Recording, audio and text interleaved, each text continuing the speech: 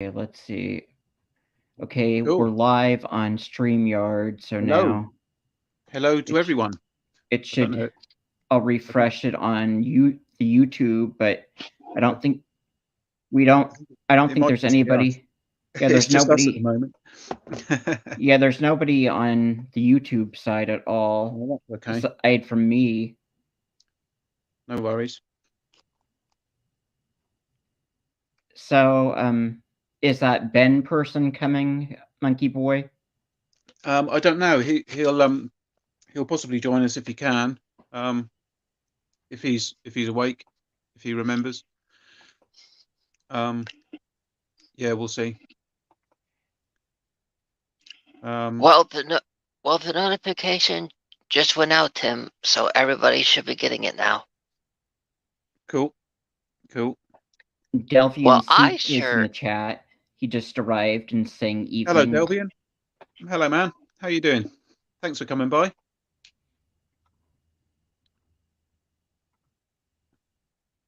Here's my cat. She's having a wash. But you were saying, the monkey, you were saying something? Um, something happened. Oh, you got the music going. Yeah, but that's the wrong one. I didn't want that. Oh, something happened to me that possibly happened to you, Tim. I was out. Uh, uh, uh,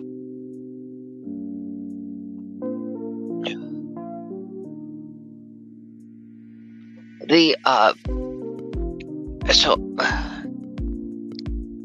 um uh can Hey, Dean. you it's just hard to think with the music playing. Hello, Cinephile. Thanks for joining us. Okay, well, I'm gonna turn off the music. Just wanted. Okay. The there was so the thing that affected me that I think might have affected you too, Tim, was that because of the holiday we had here,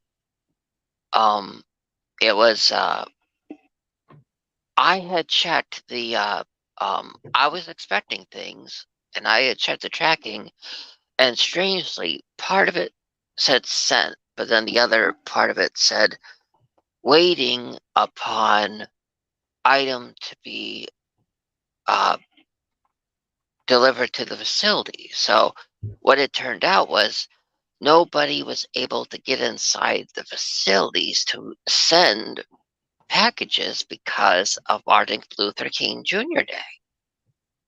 So everything got delayed. Huh.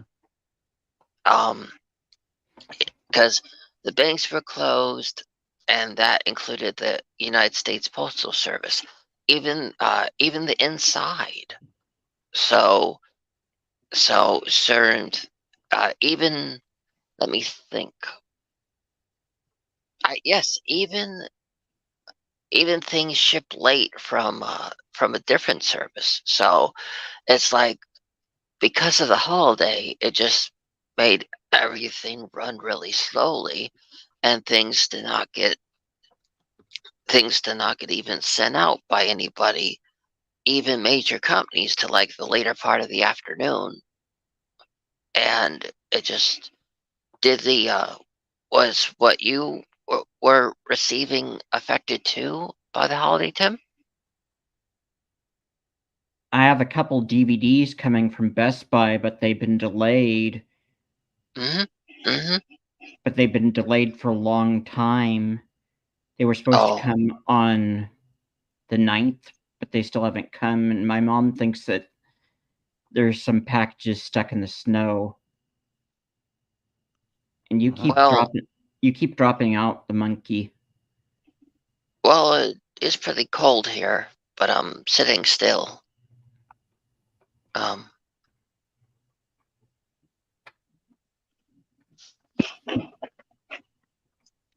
Have you had lots of snow where you are then, Tim?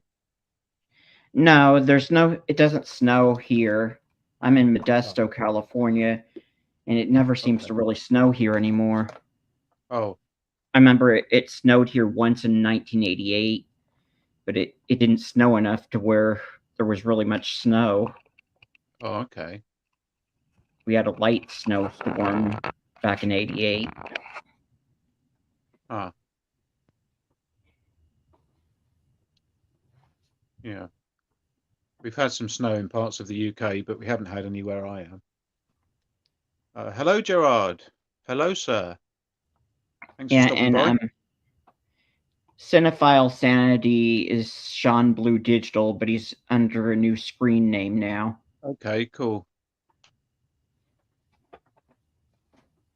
Cinephile Sanity. That's quite formerly known as Sean Blue Digital. That's quite the name. Good job. Thanks for coming by, man. Dean said he's just taking a little break from his packing. I hope that's going all right, dude. I know you're past the halfway point, but there's still quite a lot to go, isn't there? I'm glad you've got everything kind of in hand. It won't be long until you're ready to rumble, as it were. So exciting times. Can't wait to see the new setup that you're going to have.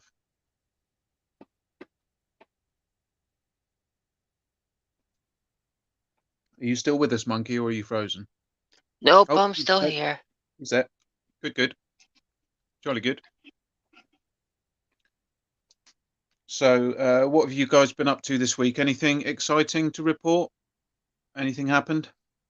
Yes, we got snow, and I got a lot of stuff in that and I was very happy I did. Do you want to show up your stuff first, Tim, or Dave? I don't have anything new to show yet. I haven't gotten anything else in the mail yet, so you can go ahead. I've just got some Blu-rays and DVDs this week. That's all I've got. One of them is going to make Tim really cross. He's going to kick me off the stream.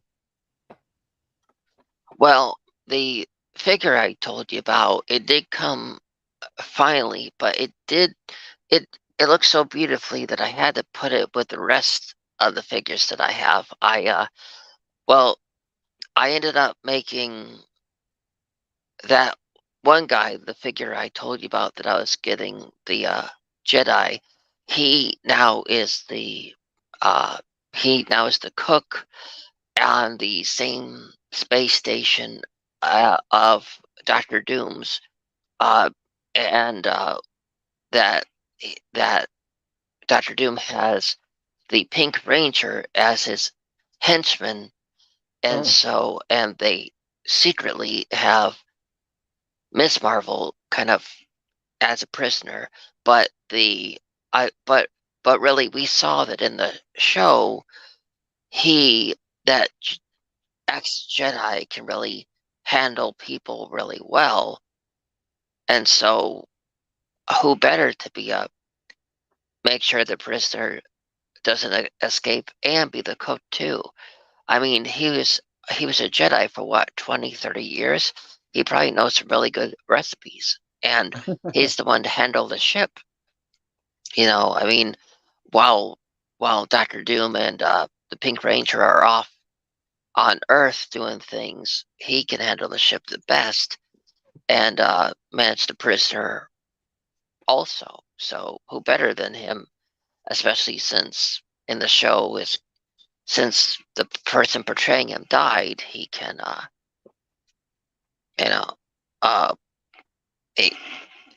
he won't be appearing in anything else, but well, that's quite the crossover you've got there going on.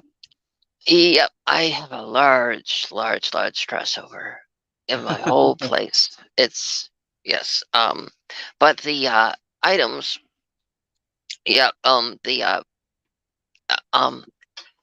so the items that I got is the classic, infamous bees. What's it?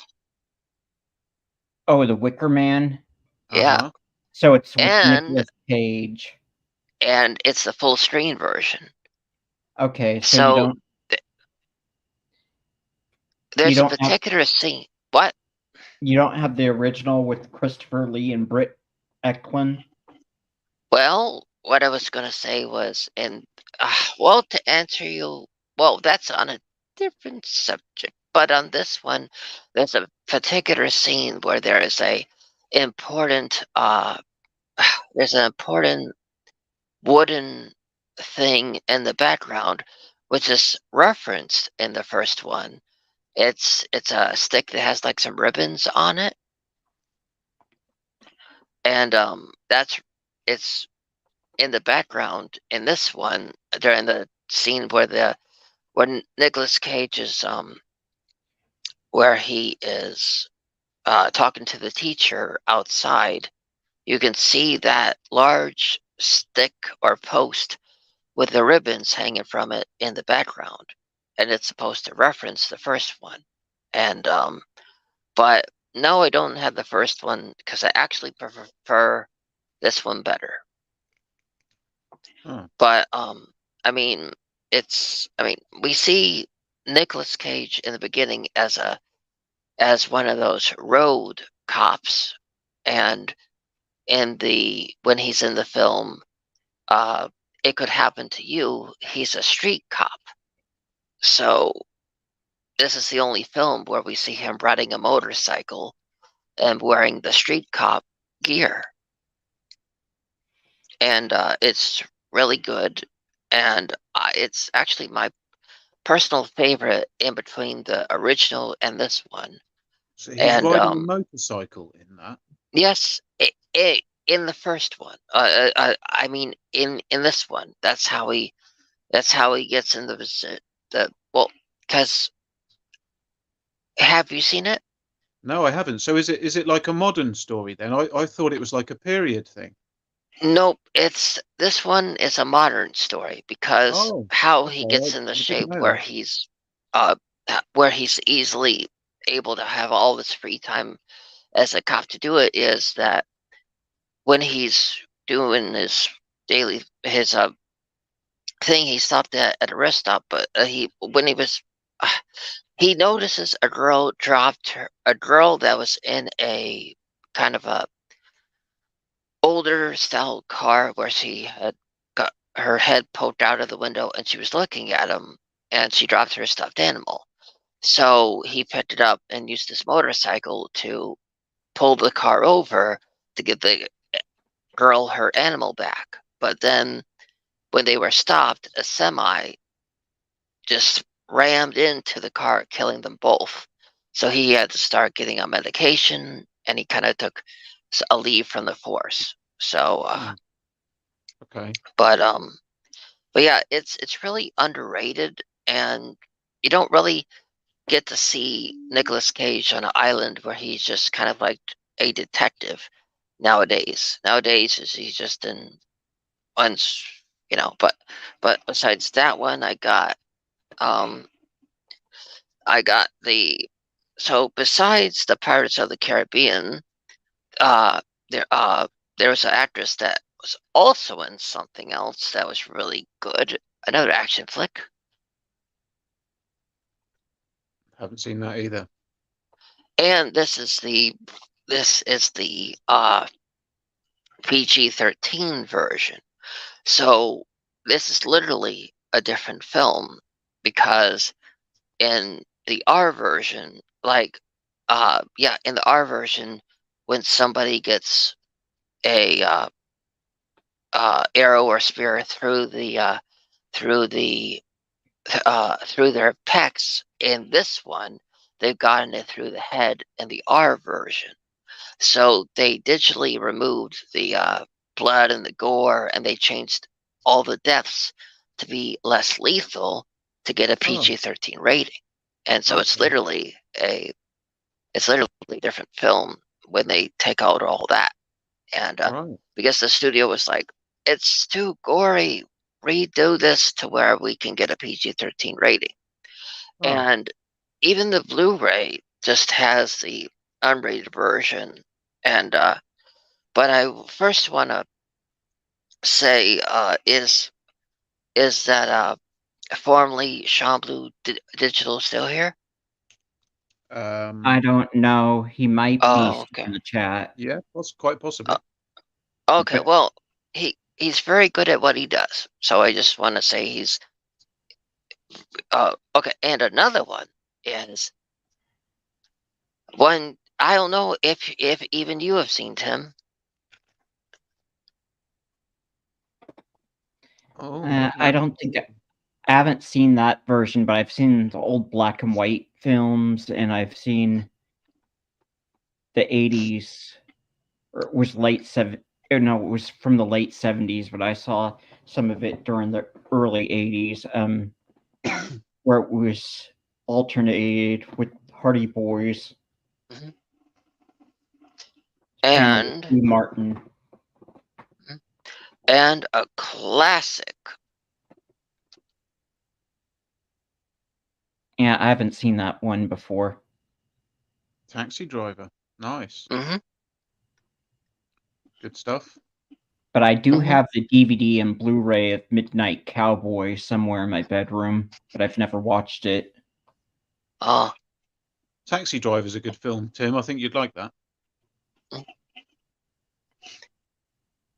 it Monkeyboy, don't you agree? It even inspired Robert Williams. His portrayal of the genie when he was doing the "You talking to me? You talking to me? You rub my lamp." Are you on about Aladdin? I haven't seen it. Oh, the animated one. Yeah, no, I don't generally watch Disney films. I've seen a You don't couple. watch Disney cartoons at all? You've never watched any Disney cartoons, Monkey I Boy? mean, not really. I mean, I've seen the odd thing here and there. I mean, I used to watch, like Donald Duck and Mickey Mouse and stuff, cartoons occasionally, but I've never really seen any of the movies apart from The Sorcerer's Apprentice. I've seen. And I think that's about it. I Well, think I Monkeyboy, might have seen Beauty and the Beast maybe, but when I was babysitting for um a couple of my neighbours' girls because they wanted to watch it, but I wasn't really watching it, to be honest. I can't think of any other Disney films that I've seen, to be honest. Um, I never really liked the Disney style of animation. It was something I just didn't like about it. It didn't appeal to me. I was much more a fan of Hanna-Barbera and Warner Brothers animations. I liked a lot of those, but Disney never really appealed to me. Oh no, I've seen Winnie the Pooh as well. Speaking of which, the I've got a Winnie the Pooh here. Hey. oh bother, silly old bear.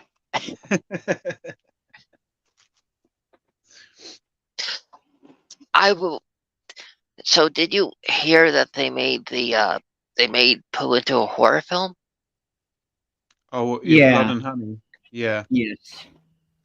yeah. And Nick, from the Action Popcast likes that. I haven't seen it myself, but Nick says it's quite entertaining.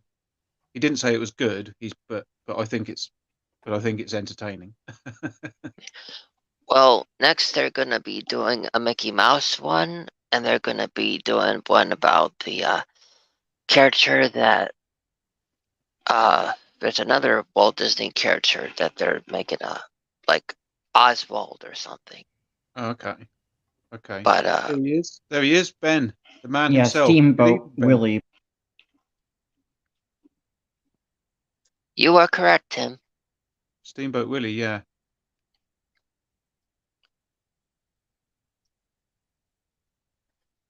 So it's cool that Ben's joined us. There we go. We were just talking about you, Ben, and there you are.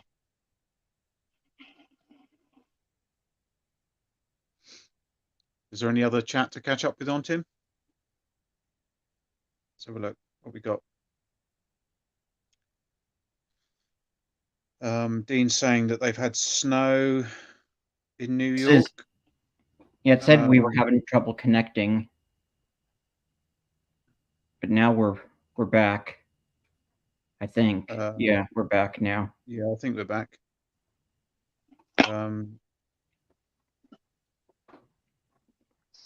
Let's have a look. Yes, Dean, that taxi driver. That's the line. Yeah. No, it's you. You're talking to me. The line is you talking to me. You talking to me. I think it's talking. Delvian saying he didn't watch too many Disney films growing up. Yeah, I never really liked them. I don't know whether it was the stories or just the animation or something. It just didn't quite appeal to me. I liked The Sorcerer's Apprentice because I liked the story. I found it was an interesting sort of concept of the apprentice that was sort of tried to meddle with things and it all goes terribly wrong and he needs to sort everything out before the wizard gets back. I thought that was quite an interesting story. I think it kind of reminded me of Frank Spencer and Some Mothers Do Have 'Em, where everything he touched just went wrong and it just kept getting worse and worse for him. I quite liked that as a story. I found that quite engaging. But the other Disney stuff I just found a little bit, I don't know, just a bit too nice. I prefer stuff that's got a bit of jeopardy to it. I guess I didn't mind the bits that I've seen of Snow White and the Seven Dwarfs with the wicked stepmother, or the witch or whoever it was. I thought she was an interesting character. The evil queen. That's it. Yeah.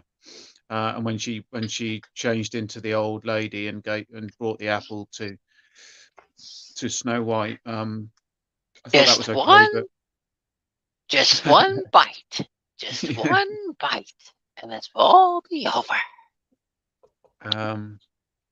But yeah, no. On the whole, I mean, I can't really think of many Disney films, to be honest. They don't really come across my radar very often. But I've seen some of the Pixar stuff.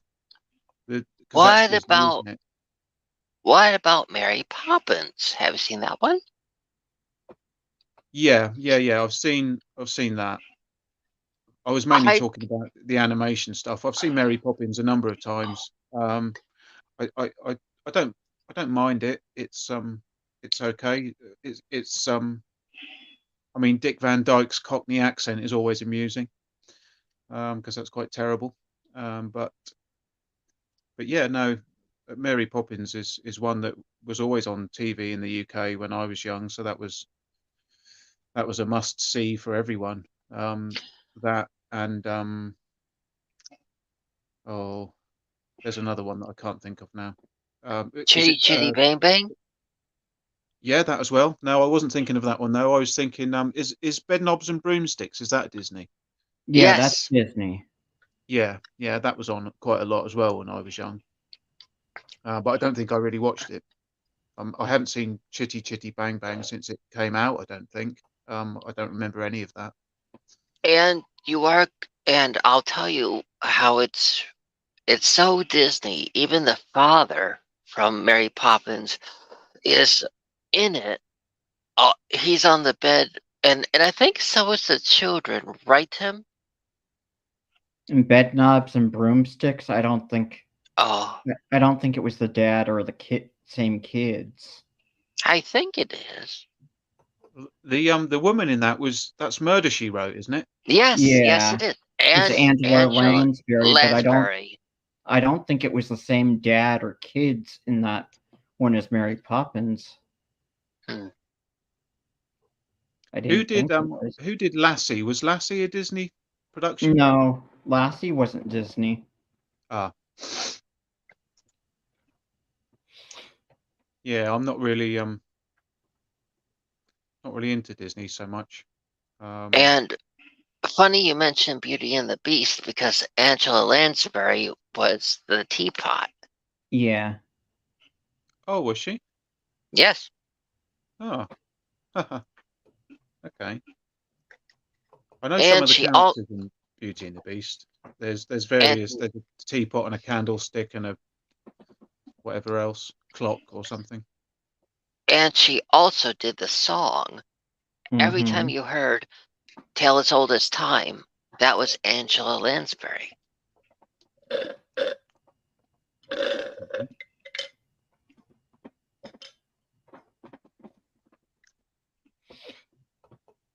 Cool. So is that grape soda? It was. Now I filled it up with something different now. It was an American style grape soda, apparently. Oh, Grape is not really a flavour we have in the UK very, very much. Most of our stuff is other fruit flavours. We don't tend to have grape, but it's a very oh. popular flavour in the States, I understand. That Yeah, you but get is it what's that drink that you add water to and sugar? It's like a powder, and you add, Kool-Aid? yeah. Don't you have like a grape one of that? Yeah. Yeah. See, we don't have those over here.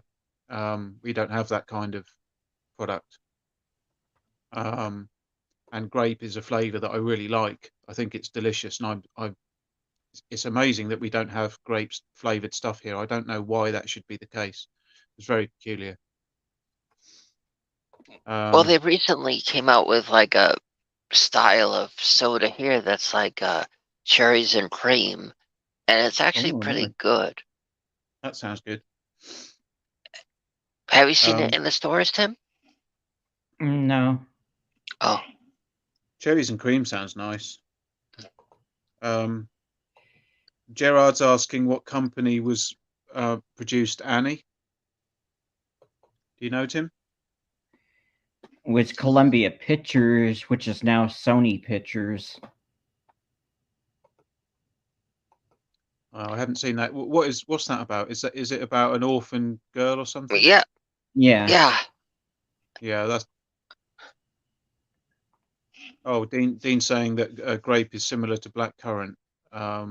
Okay, yeah, I mean, I like blackcurrant stuff.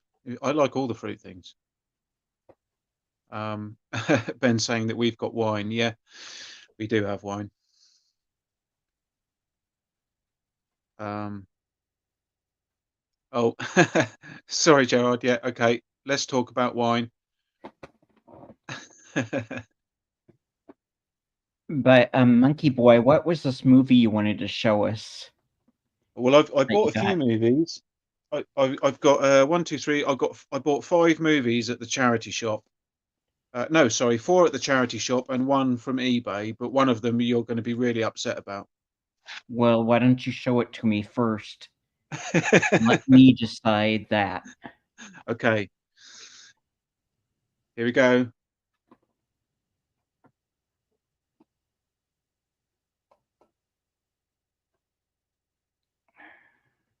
It's The Last Jedi, Tim.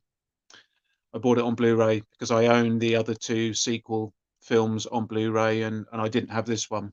And it was in the charity shop. So again, for £1, I know you're not a fan of the sequel trilogy. I know that you won't approve of this, but nevertheless, for £1, I thought I would add that to the collection. So at least I've got all 3 on Blu-ray now. So yeah, apologies for any distress that might have caused. I probably won't watch it for a while, but I just wanted to have it just to complete the run, really. The other films I bought, one of which I've seen already, which is The Adjustment Bureau with Matt Damon and Emily Blunt. I do like Emily Blunt, and this is a pretty cool film. The visuals are outstanding. It's Yeah. amazing what wearing a fedora can do, right? Well, I remember being quite impressed with the film when I saw it years ago when it first came out. I can't remember anything about it now, so I'm quite happy to watch that again because it will be like watching it for the first time because I really don't remember anything about it. I just remember enjoying it. So yeah, I picked that one up. And then I also picked up possibly the worst film this week, but it's Kong Skull Island. I haven't seen it. I can't imagine it's very good. but I do like big monkeys. Samuel So Samuel L. Jackson and Brie Larson are in it. yep.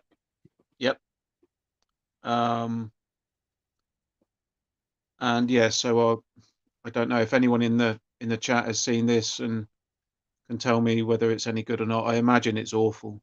Yeah, I But haven't seen it. yeah, I mean, I haven't heard great things about it. I haven't really heard much about it, to be honest, which leads me to believe it's probably rubbish. But again, for £1, I was like, yeah, I'll give it a go for £1. At least it looks nice. Yeah, well, Delvian Seek says Skull Island isn't as bad as you might think, but it's not good either. Oh, okay. Yeah, I mean that's what I expected. I mean I imagine it's absolutely ridiculous.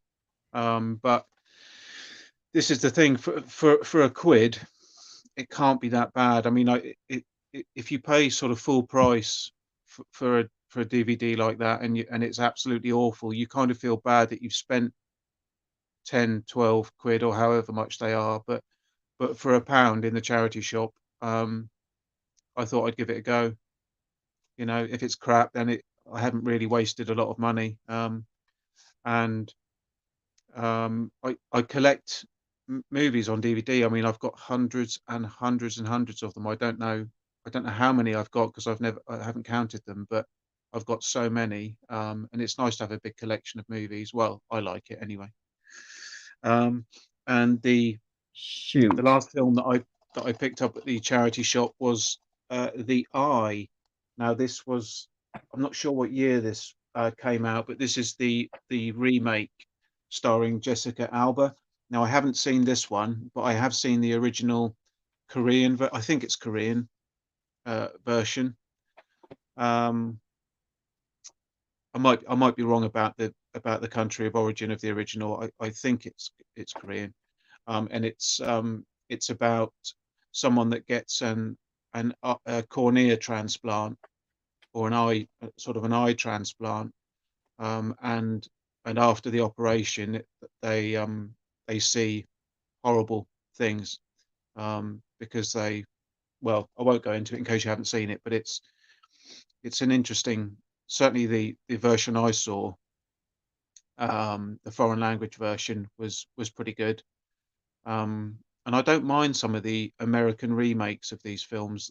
They remade The Grudge and The Ring, and they were okay. I mean, I don't think they were necessarily as good as the originals, but they were all right. They were serviceable. If you really can't get on with sort of subtitles in films uh, and that sort of thing, then the American remakes are still worthy of checking out. There was a very good film called A Tale of Two Sisters, which I believe was I think again that was a Korean film. I think very, very good. Some shocking parts in it, and they remade that as, I can't remember what the remake was called now, but it was called something different. But they've remade a lot of the sort of Korean horror films, and Korea really have come out with some amazing horror films over the years. They're very good at it. So I thought I would give this a try. What did you give a try? This one, The Eye. Oh, I've seen the remake, and This it's is called the same. It's called the is same thing, but it this is the has remake. the Jessica Alba one. Yeah. The interesting thing about that film is that when they show No that she's spoilers. sing, okay, Haven't seen it yet. I've seen the original. I've seen the original one, so I don't know how this compares to it. I don't know if it's a faithful remake or quite what. Have you seen the original one, Monkey? no, but I saw that one in the theater. Okay. Well, no, I look forward to checking this out. I mean, it looks quite gruesome on the back. It says after undergoing surgery to restore her sight, she learns to see again, but soon after, unexplainable, shadowy, and frightening images start to haunt her. So yeah, so I It look was forward to watching that, but don't spoil it, please. okay. Well, you know how you showed The Last Jedi? Yeah.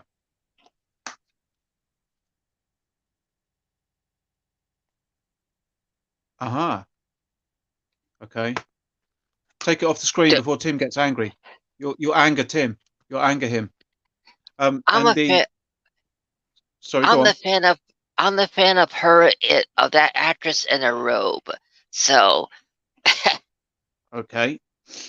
And a film that I bought online is this one, which I watched yesterday, in fact, and it's Oh, Cocaine Cocaine Bear.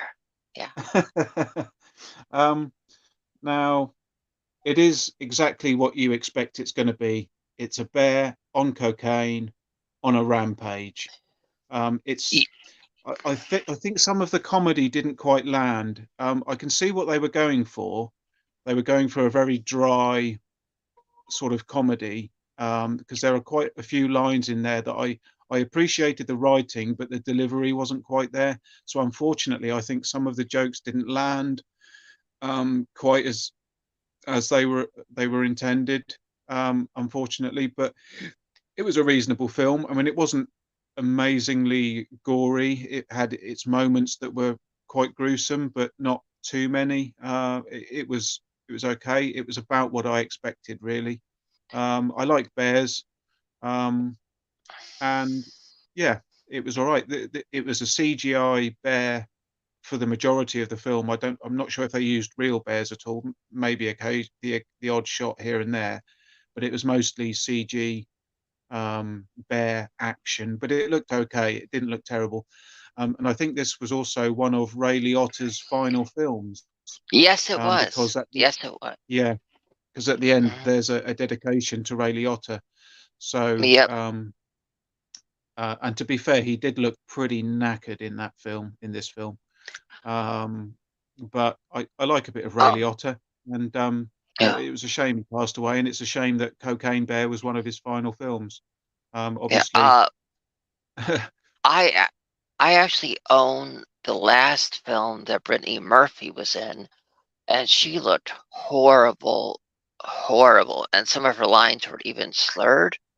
But really, it's it. What? is she the is she no, no, I can't remember who she is. That I recognise the name, but I can't place her in anything. Hey, She was Santara. in eight. She was in 8 Mile. She was in the Sushi Girl, and she was in Uptown Girls. Oh, okay, Oh, she did the voice of the female penguin in Happy Feet. okay. I have seen none of those films, um, Oh, apart from maybe the first one you mentioned, which I've immediately forgotten now. oh. Um, Well,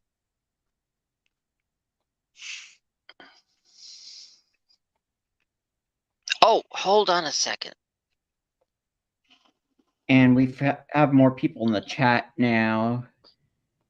So hello to the lovely Sherry who's joined us. And hello, Sherry.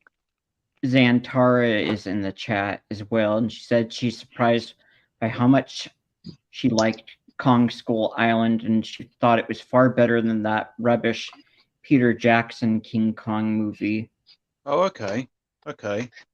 I'll take that on board, Zantara, because you've not steered me wrong so far in your film recommendations. So I shall Um, I shall I shall watch that with an open mind.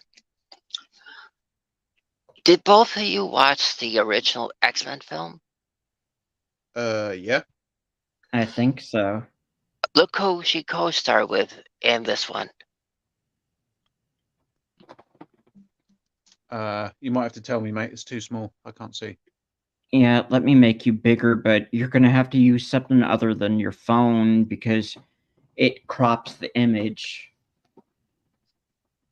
Yeah, we can't read who that is. It's That too. on the opposite side of my finger, that is the guy who played Magneto. Yeah, Ian McKellen, yeah. Sir Yeah, Ian Yeah, McKellen. yeah. On the other side, it's Magneto, but who's the guy on the left? he played Two-Face in Oh The yeah, Dark Knight. that's I've forgotten his name now. Can't remember his name, but yeah, I recognise him. This is a really good movie, and trying to see if you can hold on. If you see right up, right here, Dude, we've got no chance of seeing that.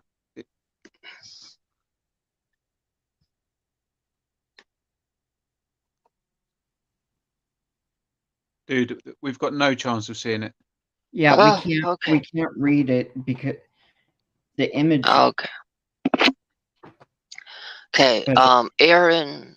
Aaron Aaron. Eckhart. Yeah. Brittany Murphy is in it. William Hurt, Nick Nolte, Alan Cumming, and Jessica Lange. They're all in this one. It's my favorite film that she was in. It's called Never Was. I love this one so much. On the bottom it says, every fairy tale needs a hero. Oh no, needs its hero. And it's a really good one. But and I will say in my opinion, Samuel L. Jackson makes any film better. Yeah, I would agree with it to a certain extent, although there are some films that even he can't save.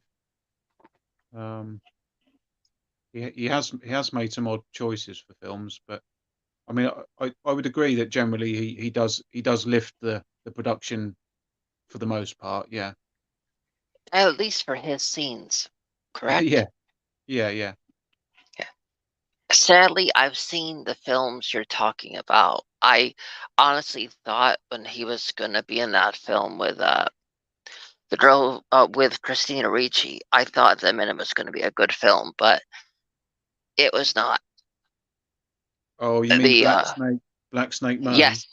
yes, I was Yeah, no, I didn't surprised. enjoy that. I don't you agree that's the one film that should have been rated like R or N-17? If I'm honest, I don't really understand how that works because our rating system's different in the UK, so I've yeah, never really understood that.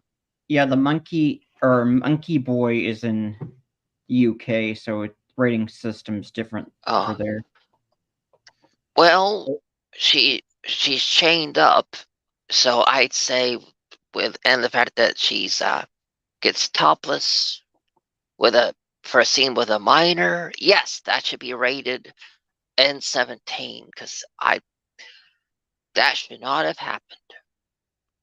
Yeah, the whole rating system confuses me really because you guys have because an N17 is higher than R. Is that correct? Yeah, it Yeah. replaced the X rating. It just means that it's even more.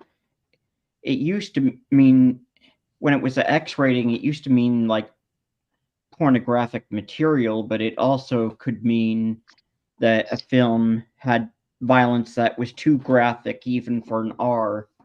Right. See that's weird. It seems the wrong way around to me because in my brain it should be NC-17 and then R.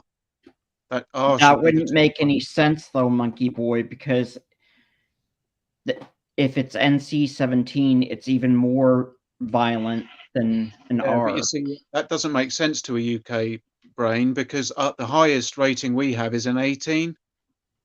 So to us, our 18 would be higher than your NC-17, which is We've never just had an 18 here though. yeah, We've that's what I mean. we've It's weird, isn't it?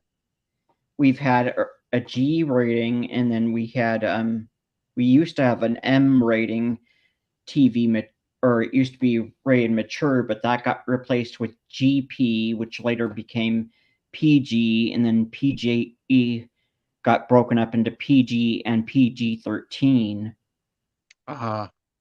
Yeah, we have a I don't think we have PG-13 here. We have 12 and it goes from 12 I think there's 12, then there's 12A, and then it goes to 15. So we have a 15 rating, and our 15 rating is about the same as your NC-17 rating. Sorry, as your R rating, and our Well, 18 certificate is the same as your R rated. It's very peculiar. It's confusing to us when we see your R rating, because we assume that should be the highest one, but of course it isn't. all things 80s is correct. That film he mentioned is the most graphic, but I will say what surprises me is that they did not. It surprises me that they digitally restored that film, and a studio, a high class studio, has like re-released it. But it's just really weird because he is correct. It's the most graphic one out there, and it is known just for that, not for its cast, not for what reviewers said, but because it's the most graphic film out there. Yeah, It checks. I've heard that it's quite extreme. It's Yeah. not something. A friend of mine told me about it, and I thought, I don't want to watch that. It checks every box of what you're not supposed to show. Okay. Well, maybe I'll watch it one day, but it didn't appeal to me from what I was told. I thought, no, I don't really want to see that. And just so you know, Tim, I swear I did not know Black Snake Moan was gonna go that way. I didn't know. I don't know what you're talking about. I can't remember Okay. it. I haven't seen it for so many Black years. I don't Snake? remember. I don't know what you're talking about. Yes, it was a film that Samuel L. Jackson did a number of years ago. I remember watching it and thinking it must be decent because it had Samuel L. Jackson in, but I wasn't very impressed with it, and I can't remember any of it now. Let's have a look. Ben saying that the Warburton's ad that Samuel L. Jackson did was okay. Yeah, I was very surprised to see him advertising bread, a UK, advertising a UK bread brand. That was, you've got to wonder why he agreed to do that, because he can't need the money, surely. Gerard saying that he thinks Sam Jackson and Wahlberg are overrated, and that they just sort of play themselves and everything. Yeah, I see what you mean, Gerard. I'd agree with that to a certain extent. I find Mark Wahlberg very watchable, actually, and I think for an actor that isn't amazing, he's actually not bad.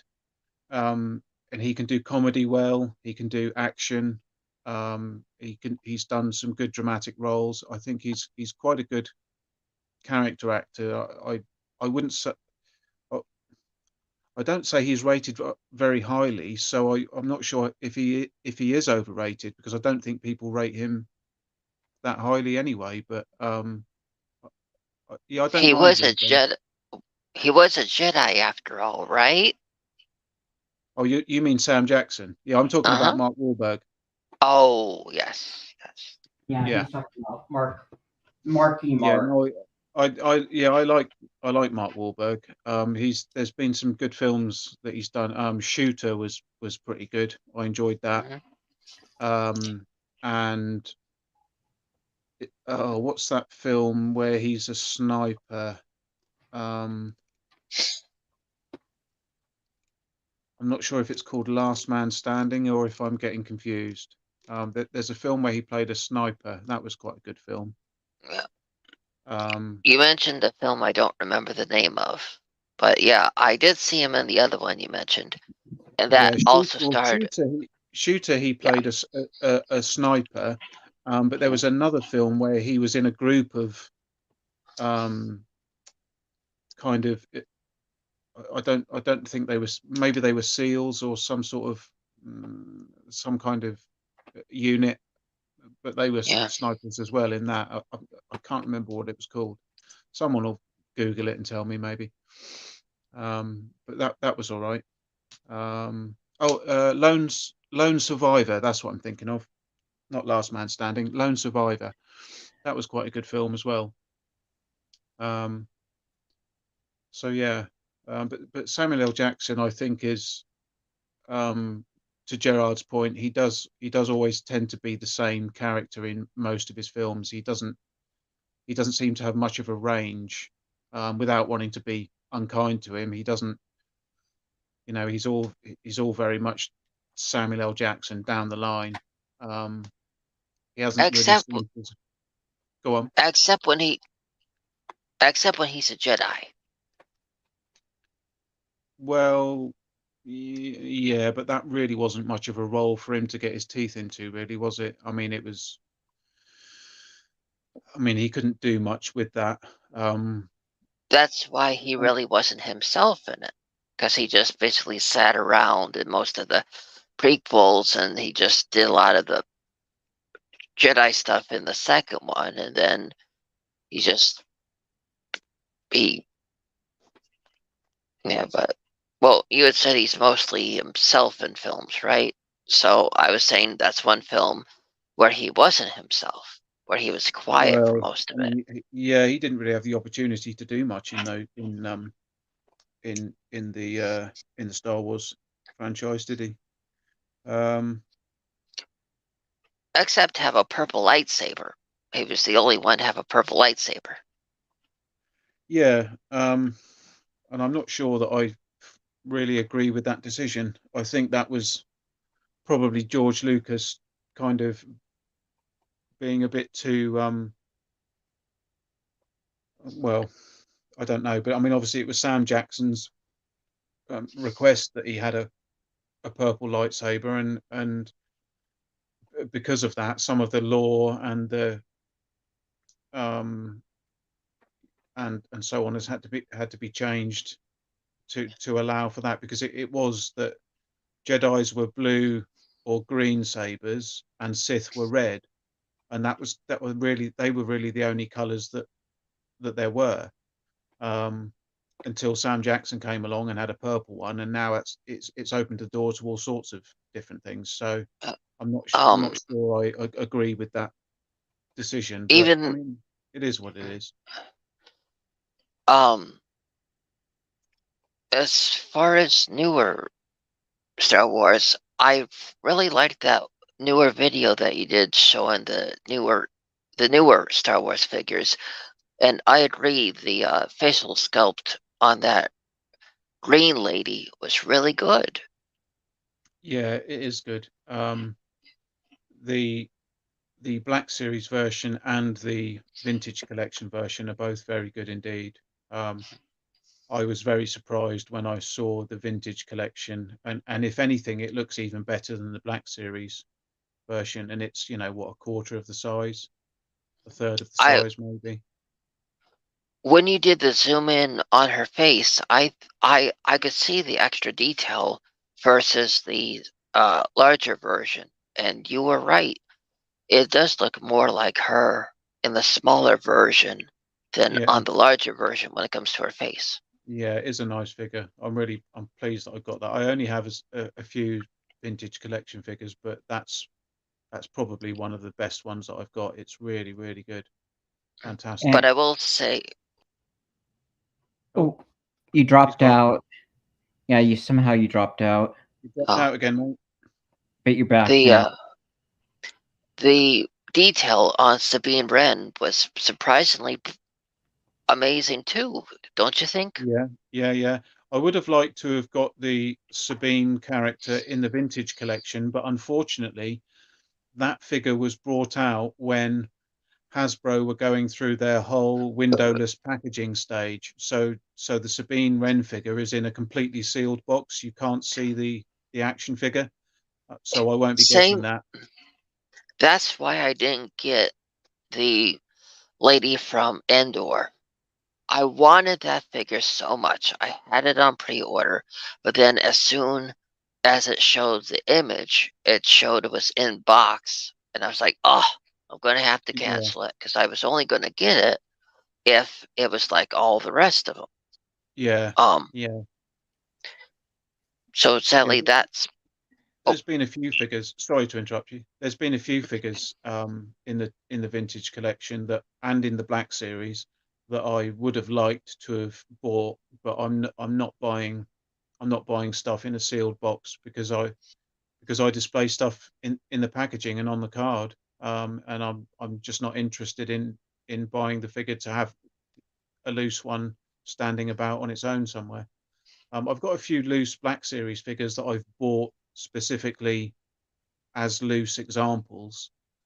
Um, but yeah, that whole windowless packaging thing did not appeal to me at all. I'm glad they've gone back now. It was always going to be a 5-minute wonder, wasn't it? And I'm pleased that they've seen the error of their ways.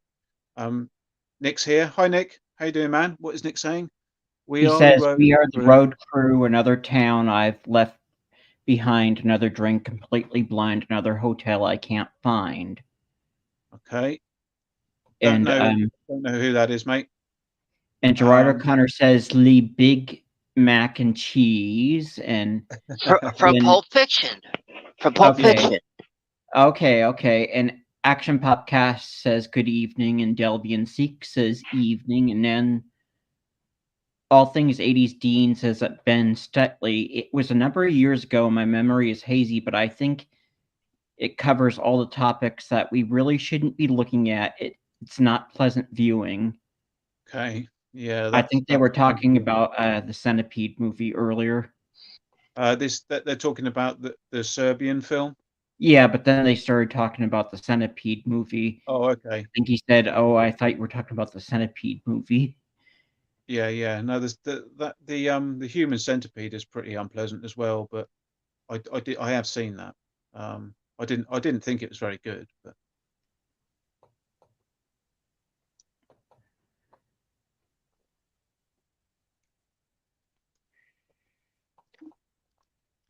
I was very happy because did you notice that they originally released the evil lady in that in the Ahsoka show? They originally released her for a little bit when she was in a box, but then for the Black series they finally did release her in the box where you could actually see her. But right. Are you on about the apprentice with the blonde hair? no. No, the evil kind of witch lady. Yes. When Okay. it was on pre-order, they had the illustration of her in the box. But then, like a little bit into a month, when I went back to her order details, she was in a normal box. But in her Okay. first initial little bit of run, there was nothing but the illustration on that box. And I even did get to see her in one of those darn boxes, but then later, like a year later or less, I went in and there she was in a normal box. And she's normal in the 3.75 size also. Okay. Gerard saying that this day next week he will have just seen Bring Me the Horizon. Ah, nice. And also, I seem to remember last week, Gerard, you got a new tattoo. So I'm guessing that right about now it's going to be in the itchy stage, and you're going to be beside yourself, trying not to scratch it all the time. Yeah, and Gerard, you'll have to show it to us sometime. Yeah, tell us what you got and where it is. I still reckon he's got a tattoo of Skeletor on his bum. I think That's what I so think. too, Monkeyboy. I Yeah, think I so think so. too. I think so. Chances are good. Mhm. Nick is saying, question for me: bath time karaoke. Is it a yay or a nay? Nick has recently been sending me his bath time karaoke videos. Now they're not rude. Don't worry. I haven't seen anything that I shouldn't have. But he's been sending me some rather amusing bath time karaoke videos, which I very much appreciate. And I honestly think that Nick should start a YouTube channel purely to do shorts of his bath time singing antics. It's hilarious, Tim. Honestly, it's brilliant. You know, and I think that a YouTube Shorts channel would be the perfect platform to put these on. Well, if he ever wants to do a CD, I wouldn't mind paying $20 for it. No, he needs to put them on YouTube. I'm telling you. And Nick has about Oh. 17 baths a day. He's always in the bath. I don't think Oh, I don't think he ever gets out of the bath. I think perhaps he just has food and women brought to him in the bath, because he never seems to be out of the bath. But no, that wow, would be great. He's living the dream. I can't even send him one back because I don't have baths. I have showers, and I obviously can't Yeah. take the phone to the shower. But I've told Nick at some point he's going to drop his phone in the shower in the bath. It's only a matter of time. But he assures me he's got a spare one. Don't you realize that Monkeyboy? He's Aquaman. I think he must be. I think he must be very wrinkly because he's. Oh yeah, Nick's saying if he's not working, he's in the bath. Yeah, I mean he must be very wrinkly all the time.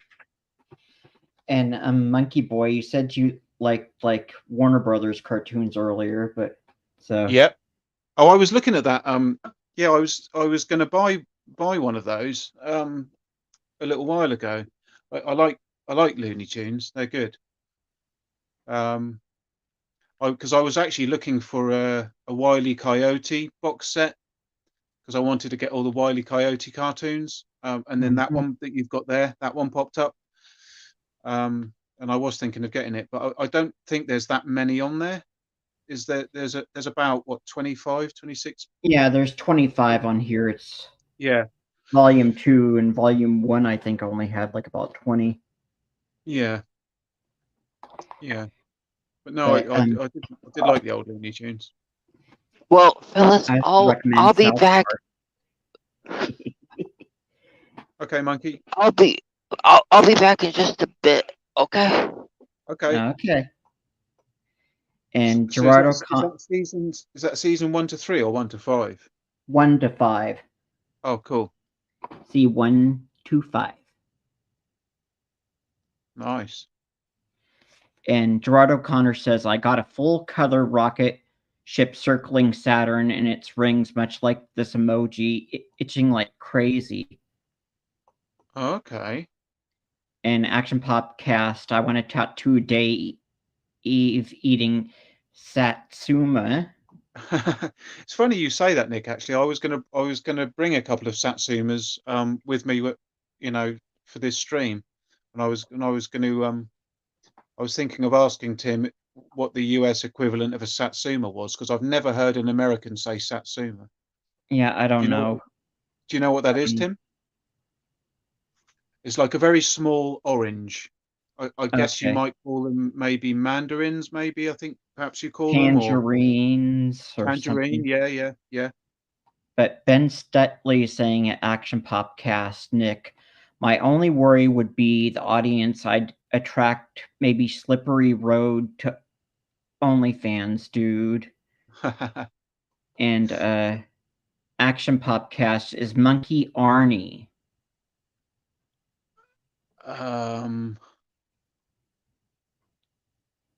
I don't know why you're saying that, Nick. I'm not Arnie. Yeah, I'm probably the furthest thing from Arnie. I mean, I can say, let's get out of here, get to the chopper. I can say that. And what's better than eating a mandarin? Is this a joke, Gerard? Is there a punchline? Yeah, is it Gerard is. It might be a genuine question. What's better than eating a mandarin? Oh, yes. Sorry, yeah. Monkey said, he meant. He meant the monkey. He didn't mean Monkeyboy. Yeah, this is confusing, isn't it? Yeah, I'm Monkeyboy. He's the monkey. Oh, Ewok's on the move. Ewok's on the move. Let's see what she's doing. Yeah, well, it looked like she needed to make a new bed or something. She didn't have enough room because you were leaning She's got back. loads of room. She's got the whole sofa. No, she's off to do something. See ya. Bye bye. Go on. Off you go. And Gerard saying punchline not PG or suitable. Oh. Oh, there now. You tease us with this, with the first part of your riddle or whatever it was. I mean, I can possibly guess what what line you were going down, but I've not heard that joke before. So you've ruined everything, Gerard. So you didn't have any pickups this week, then, Tim? No, because I'm still waiting on some DVDs. I think I showed you these guys last week. Yeah, they look fantastic. I'm pleased you haven't opened them yet. Well, I don't keep things in the package. It's just I just have so many loose right now. I just have to get around, and I guess I showed you these two guys are just both the same figure. Yeah, they're cool. And then I've got the two Death Star playsets. I've got the detention block, and then I've got that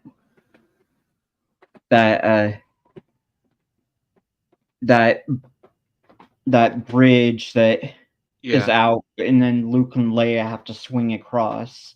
But it gives you the option of adding the bridge in to have Obi-Wan and Darth Vader duel on it, and then it's got the added like guns on the top, so you can add the stormtroopers in to fire. Okay, yeah. What's the card stock like on those figures? Is it flimsy like the retro collection, or is it okay? That seemed flimsy to you? I don't know, because the retro collection is so thin, aren't they? They're only one step. Yeah, it's a little wobbly, but I don't know if it's as thin as what they used to use. Yeah. And we've got Reading Movies in the chat now who's saying, "Hi guys, sorry, ended up eating biscuits watching Traitors for some reason." I don't know what Traitors is. And Nick says, "Today I had a random thought. I miss queuing in Argos for toys, waiting anxiously for my number to come up like winning a plastic lottery." And then TJC says, "Evening all." Hello, TJC. And Nick says, "Terry, you big sexy gamer X." Who's Terry? Does he mean TJC? I think, yeah, I believe so. And Gerard O'Connor says, "Reading Movies TJC." He's giving that emoji. And then Ben Stetley enjoying Tim Hayes' unintentional portmanteau mangerine, chuckling to myself here.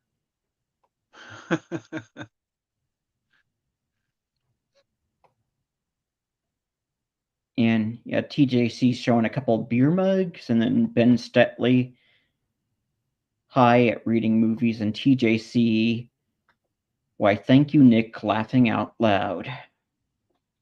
Yeah, so I don't really have anything new to show. I'm still waiting on DVDs from BestBuy.com. I did get some other things this week actually that I've forgotten to show.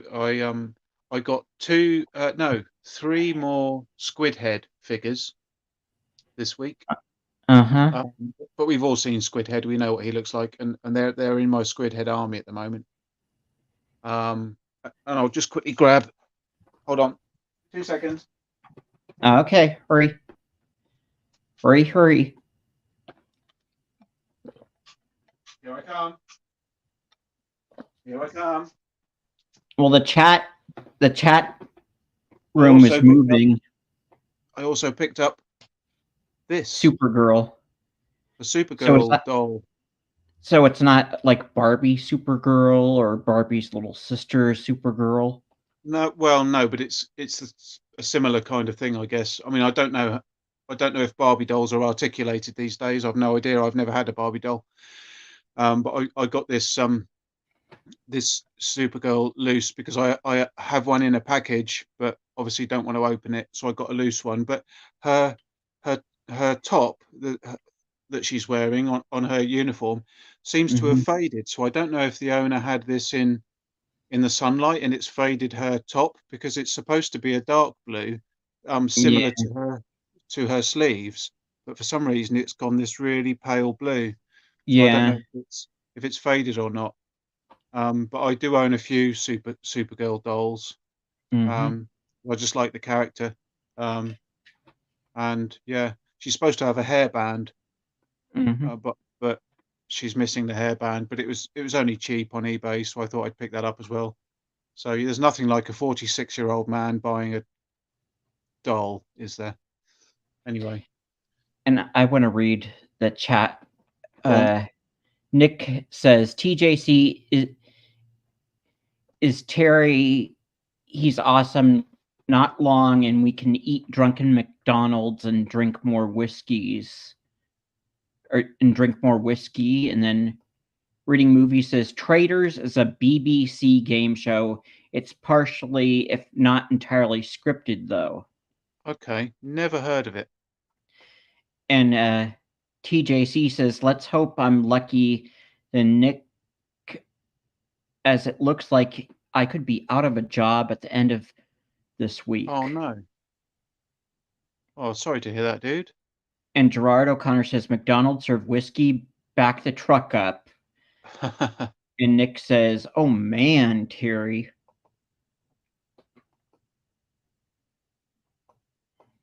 Oh, well, that's not great news, Terry. Sorry to hear that, man. I hope everything works out. That's the last thing you need. And Ben Stetley says, this comment is so I can read the previous comment because part of it is covered up by the heart button. Yeah, I don't know what can be done about that. You've had that problem before, Tim, haven't you? I complained to YouTube about it, and they said, oh, we can't do anything about it. Well, I'm talking to you right now. I don't see why you can't just get rid of it.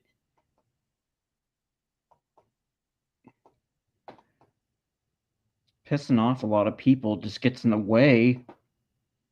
I don't think anybody really wants to use it. Yeah, it doesn't. I wasn't aware of it. I guess it's something only that you can see or the mods can see. I don't see that my end. And Nick says that heart in the corner of the chat is a menace. Yeah. An FUCKING menace. Yeah. And All Things 80 says in Thailand, Burger King, McDonald's, etc. serve beer. Wow. That's cool.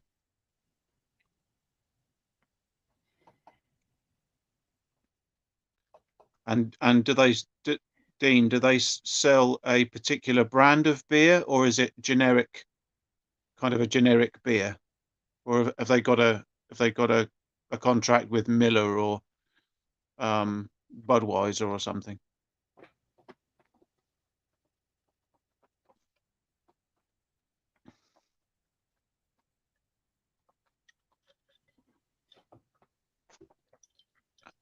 Gerard saying, how dare you complain to YouTube? Yeah, I mean, they are a bit above everyone, aren't they?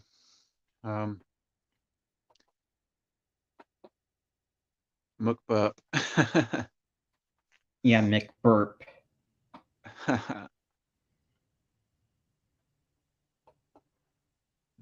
Cool.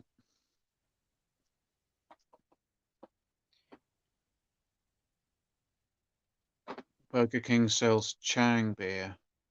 Okay. Okay. So I'm guessing they is that on tap, presumably, or is it pre-bottled and canned or something like that?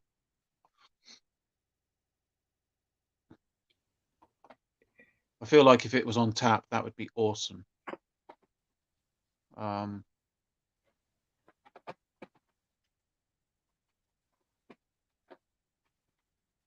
That would never work in the UK, though, would it?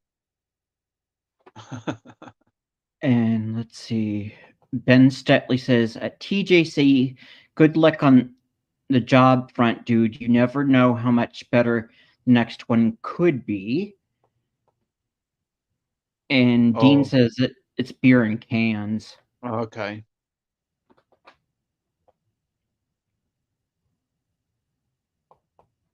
And I don't know what happened to the monkey. He's still showing up here. Yeah, I don't know what's going on. On the panel, so I don't know if... Earth to Monkey. Come in, Monkey. Are you receiving us? Yeah, are you in the bathroom, or did you fall asleep, or what happened to you? I don't think he fell asleep because he said he would be back. But he's kind of, who knows? It'd be amazing if he came back and he didn't have a beard anymore. I don't think... that would be fantastic. If he came back just like a completely different dude. Like, hello.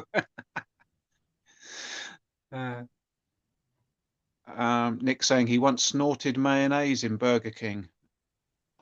Not as good as beer in Burger King, but it was better than nothing. Okay. He may have snorted. He may have snorted it, but a drowned fry. He may have snorted it, but he may have snorted it, but I've drowned fries in it at home. And at barbecues, I just drown them, and then I use a fork and I just Yeah, mayonnaise is good. It is very good. And what's even better is mayonnaise and gravy on top. I don't know about that. Well, you try having him on Thanksgiving Day. I'm not sure about that. It's okay. Personal preference. Right, Tim? Yeah, mayonnaise and ketchup is good together. I'm not sure if they have Thanksgiving in the UK. Yeah, no, we don't have it. We're not thankful for anything. It's okay. The real truth of Thanksgiving is basically the Pilgrims came in, they slaughtered the Indians and took all their crops and claimed this land as their own. So that's the real truth to it. There was no sitting down for a meal or nothing. Okay. Okay, that's rather a dark reason to celebrate, but I agree. That's why they had to come up with a fictional tale that was appropriate for school children to learn. So when is Thanksgiving? Is it November something? 25th. Yeah. Uh-huh. I always found it odd that it was a month away from Christmas to the day.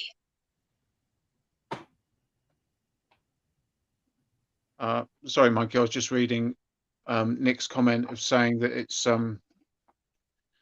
saying what's even better is a crumpet that's pissing with butter and Marmite. Well, butter. What's he mean by pissing with butter and Marmite?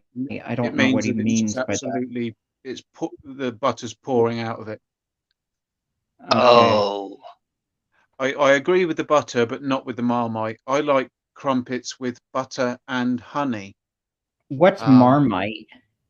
Marmite is a yeast extract. It's absolutely revolting. But it's one of these things that you either love it or you hate it. Some people really like it. I try it once every maybe 5 years, and I still don't like it. But I keep giving it a try every so often, thinking one day I'm going to like this, but I don't. It's very salty, very horrendous. It's like a thick brown kind of paste spread stuff. And it's horrifying. One thing I miss about Australia is the Vegemite sandwiches. Yeah. Marmite is similar to Vegemite. I Not the could same. handle. It's not the same, but it's Yeah, similar. yeah. I Um, agree. I could handle the Vegemite sandwiches better than the other kind. The other kind made me very sick to my stomach, but Vegemite, I couldn't get enough. right. Yeah. No, I never really did like Marmite. One thing I will say about Marmite is it's easier after the first bite. It's still not great, but I've had someone toast before, the first bite, I'm like, oh, this is awful. But I finished the piece of toast, and by the end, it's kind of acceptable. But that first hit is just, oh, not for me. Not for me. It's such a strong, unusual flavor. And I just don't like the fact that it's yeast extract. That sounds horrible. That sounds like something you would have done in a hospital. Well, I loved every bite of the Vegemite sandwiches because they were so different than the American ones. For years, I was so used to American sandwiches, then I have Vegemite, and I was like, wow, this is new. Oh, okay. We don't have anything that tastes like Vegemite here. Not a single thing. Oh, So it was well, a really interesting experience.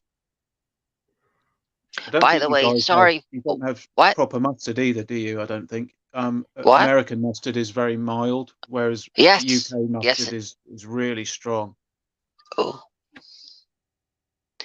Well, uh, uh, funny thing you should mention. I did get to try a little bit of what you talk about, because don't you agree they have the same they have the same kind there when you're able to get the Vegemite, and I did try some. I coughed my ass off. Yeah, yeah. It it It's it. quite. If you breathe it in, it's quite coffee. Yeah. Mhm. Yep. I Um, I Reading actually Movies is sorry, Monkey. Reading Movies is just asking if the 40th anniversary Transformers are out yet. I don't know, man. Really not sure. It must be about now, mustn't it? oh, sorry about all the interrupting I've been doing, fellas. No, you're all right. It happens, man. No problem. You're okay. Go ahead. Speaking of anniversaries, I'm really excited for 2025. Why? What's coming up in The th 2025? the 30th anniversary of Casper. And I'm hoping we finally get a 4K steelbook, Okay. because I want for them to put on the back cover of the steelbook. Who are you gonna call? Someone else. We get so many awesome stars in that, and one you are very familiar with.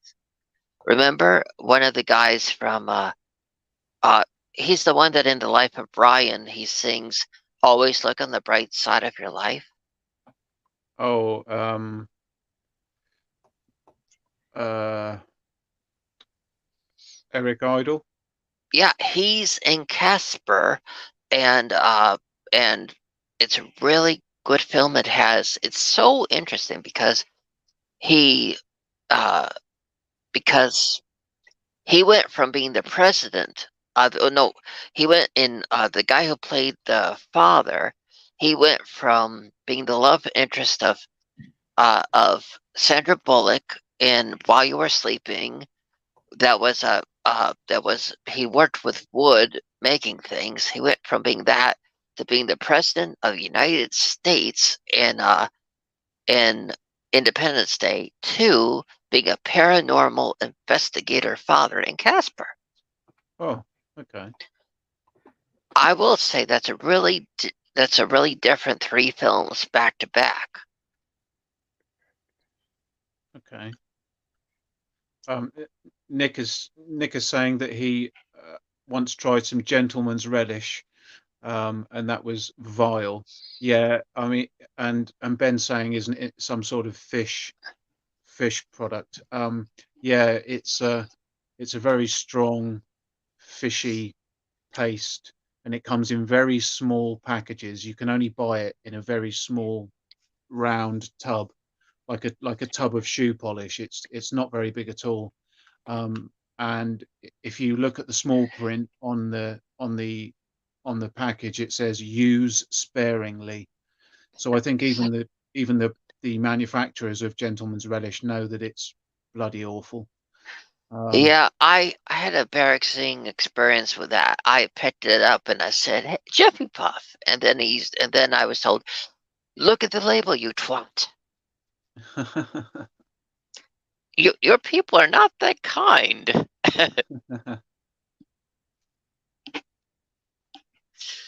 What was it?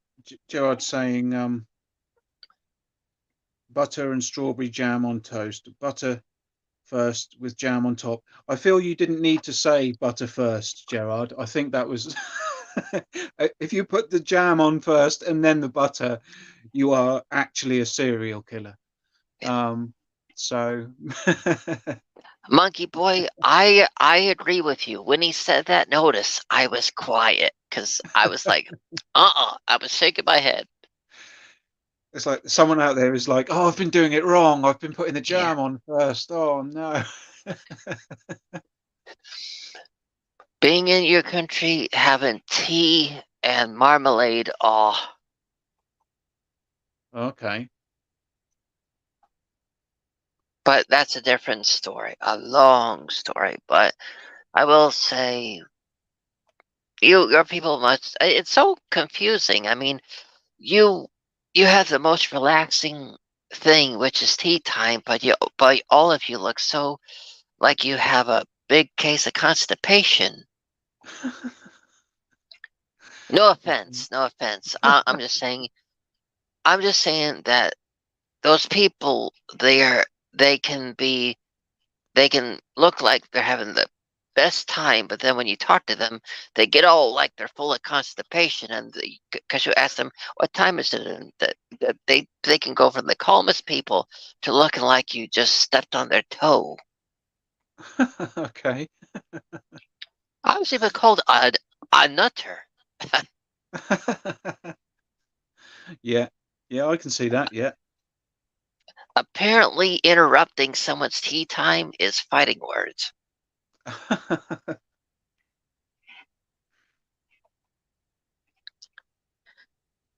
So, Monkeyboy, have you ever found that some scenes in your country are censored versus versions that came out here? Not anymore. No. Like the Evil Dead was censored when it first came out there, right? Well, it wasn't censored. It was just banned. It was just banned outright.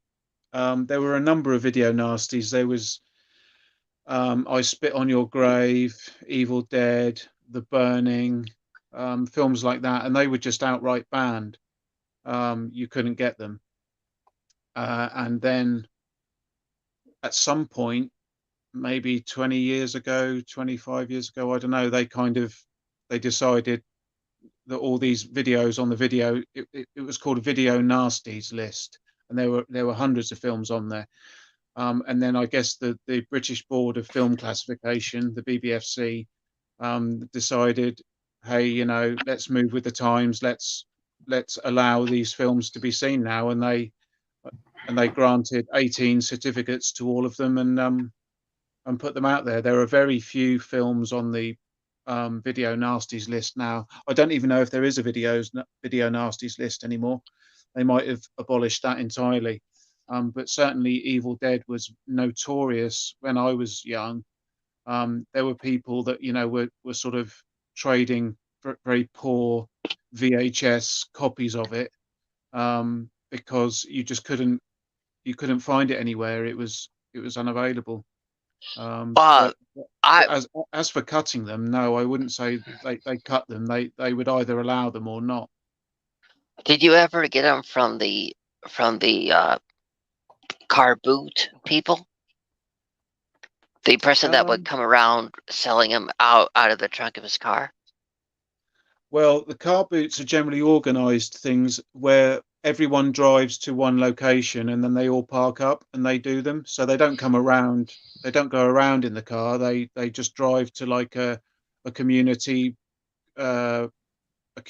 centre or somewhere where there's a large outdoor space, a big car park, and they all park up and then sell their stuff from their cars. But they're all together. There's a big, big group of them, so they don't drive around as such. But no, I mean, films like that didn't really show up at car boot sales, because you just couldn't get them anywhere. I mean, people would maybe import a copy from overseas, and then they would record it onto a blank tape and sell them that way. So you could get hold of them if you knew someone that could source the original copies, but it didn't happen very often.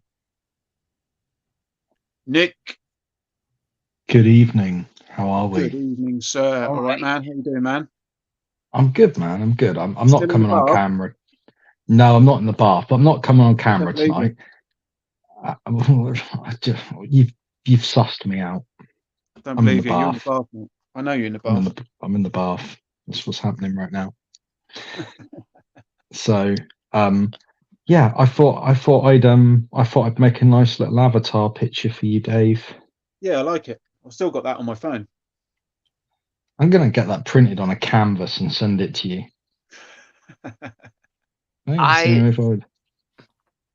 I love it how you sound, because in when Sean Connery recorded the monologue at the beginning of Highlander, he recorded it in his bathroom. Oh. So Okay. you Nice. sound very much like him right now. So every time you talk, it's reminded me of Highlander, and that's amazing. Well, I'm going to be totally honest with you. I normally come in on my laptop. I've normally got a microphone set up. I've normally got a webcam, but I'm too lazy to do any of that this evening. Hence why I'm in on my phone. Hence why I'm coming up as my alter ego, well, the real me, Nick, and not Action Popcast. And yeah. So Nothing wrong with having a bath. Just to clear things up, I'm not actually in the bath anymore, Monkey. I got out a while ago. Oh, I dried myself.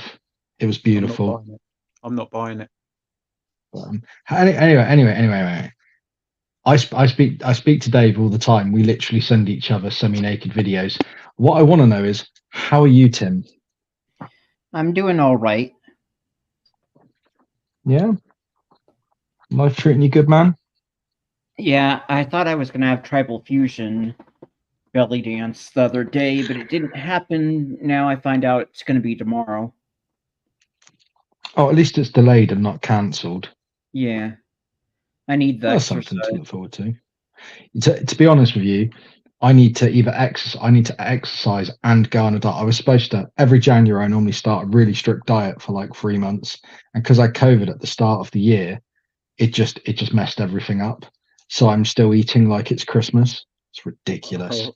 So I think Monday I'm going to have to actually bite the bullet, stop being a fatty, and actually eat things that contain fruit and vegetables, and eat under 2,000 calories a day, which hurts my soul a little bit. But I want to be really sexy for Scuba Pete and Terry when I rock up in April to the NEC. So I've got to do this. But no. Well, if I'd you're like to able do a to belly dance class.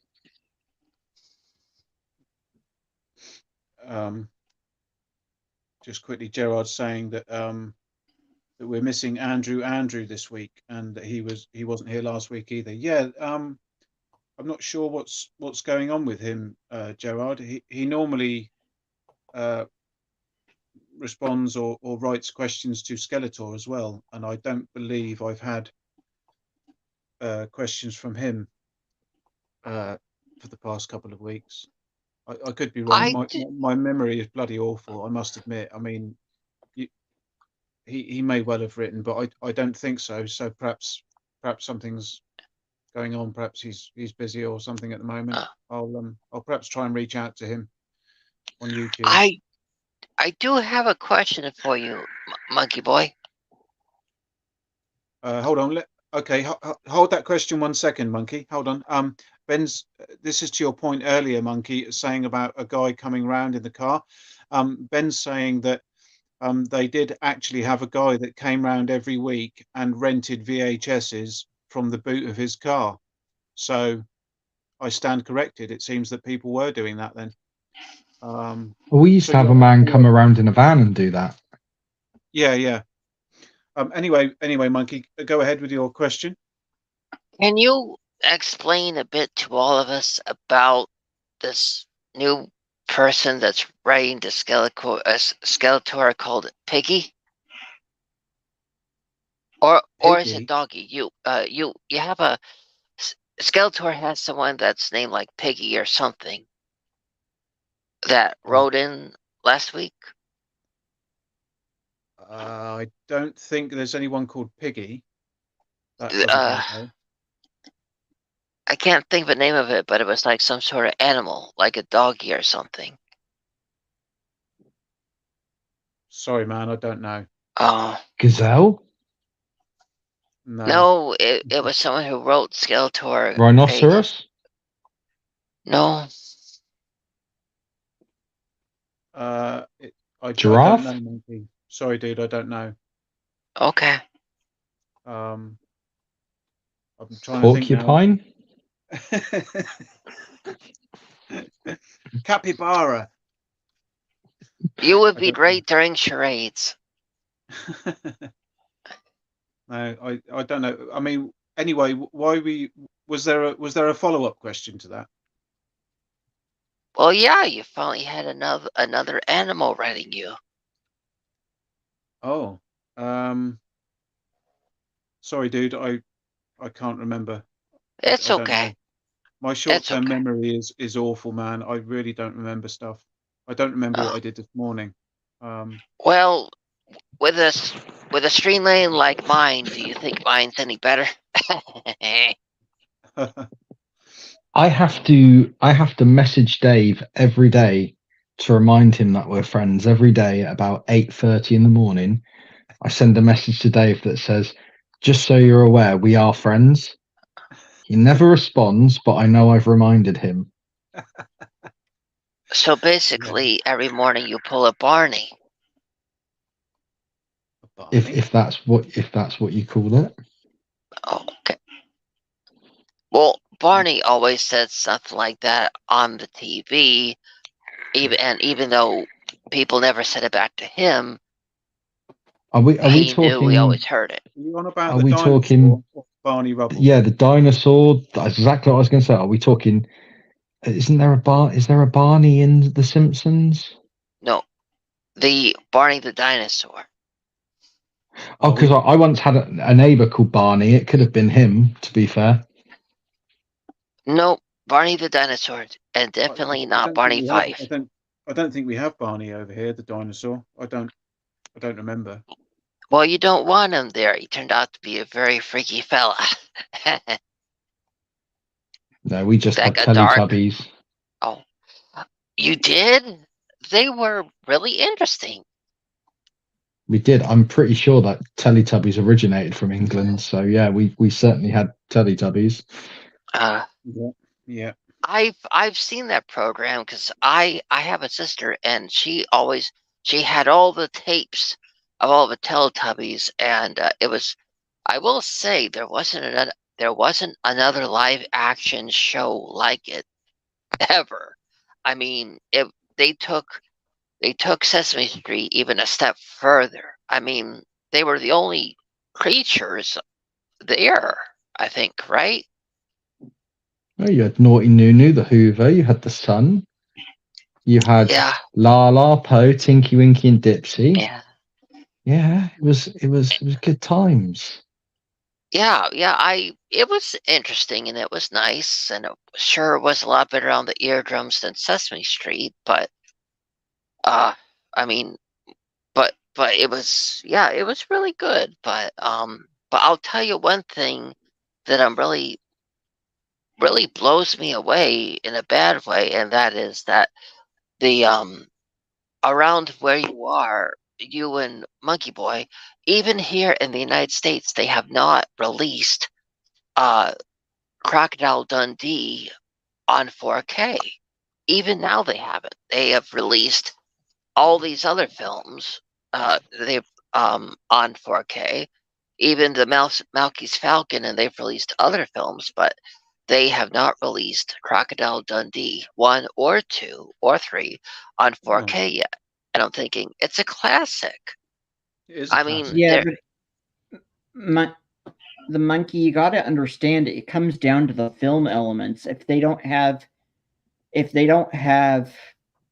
good enough film elements or the right film elements, they won't release a 4K. Yeah, because isn't it the prequel trilogy of Star Wars? No matter what they do to it, it will never be any more than 2K because it wasn't shot in anything higher than 2K. So something to do with the digital film. I'm sure it was covered in a video that Michael did. So yeah, there's some films that can't. I mean, depends on what it was for. I mean, something I learned through the internet was that, because I used to go, how can you make a film that was made in the 40s 4K? And you absolutely can. It's because it's the scan of the film. Or someone's going to tell me you're completely wrong, Nick. That's not how it works. But you can make old films, but it does depend on the film stock that was used. And I believe it's something to do with how the prequel trilogy was filmed. Yeah. It will never be higher than 2K. Oh. Even though they'll tell you it's 4K, there's elements of it that are 2K and they'll never change. I think there's some that are 4K in it, but it's mostly 2K from what I understand. Oh. Yeah, I know some films were stuck on DVD for a while because the film elements just weren't up to par for high definition.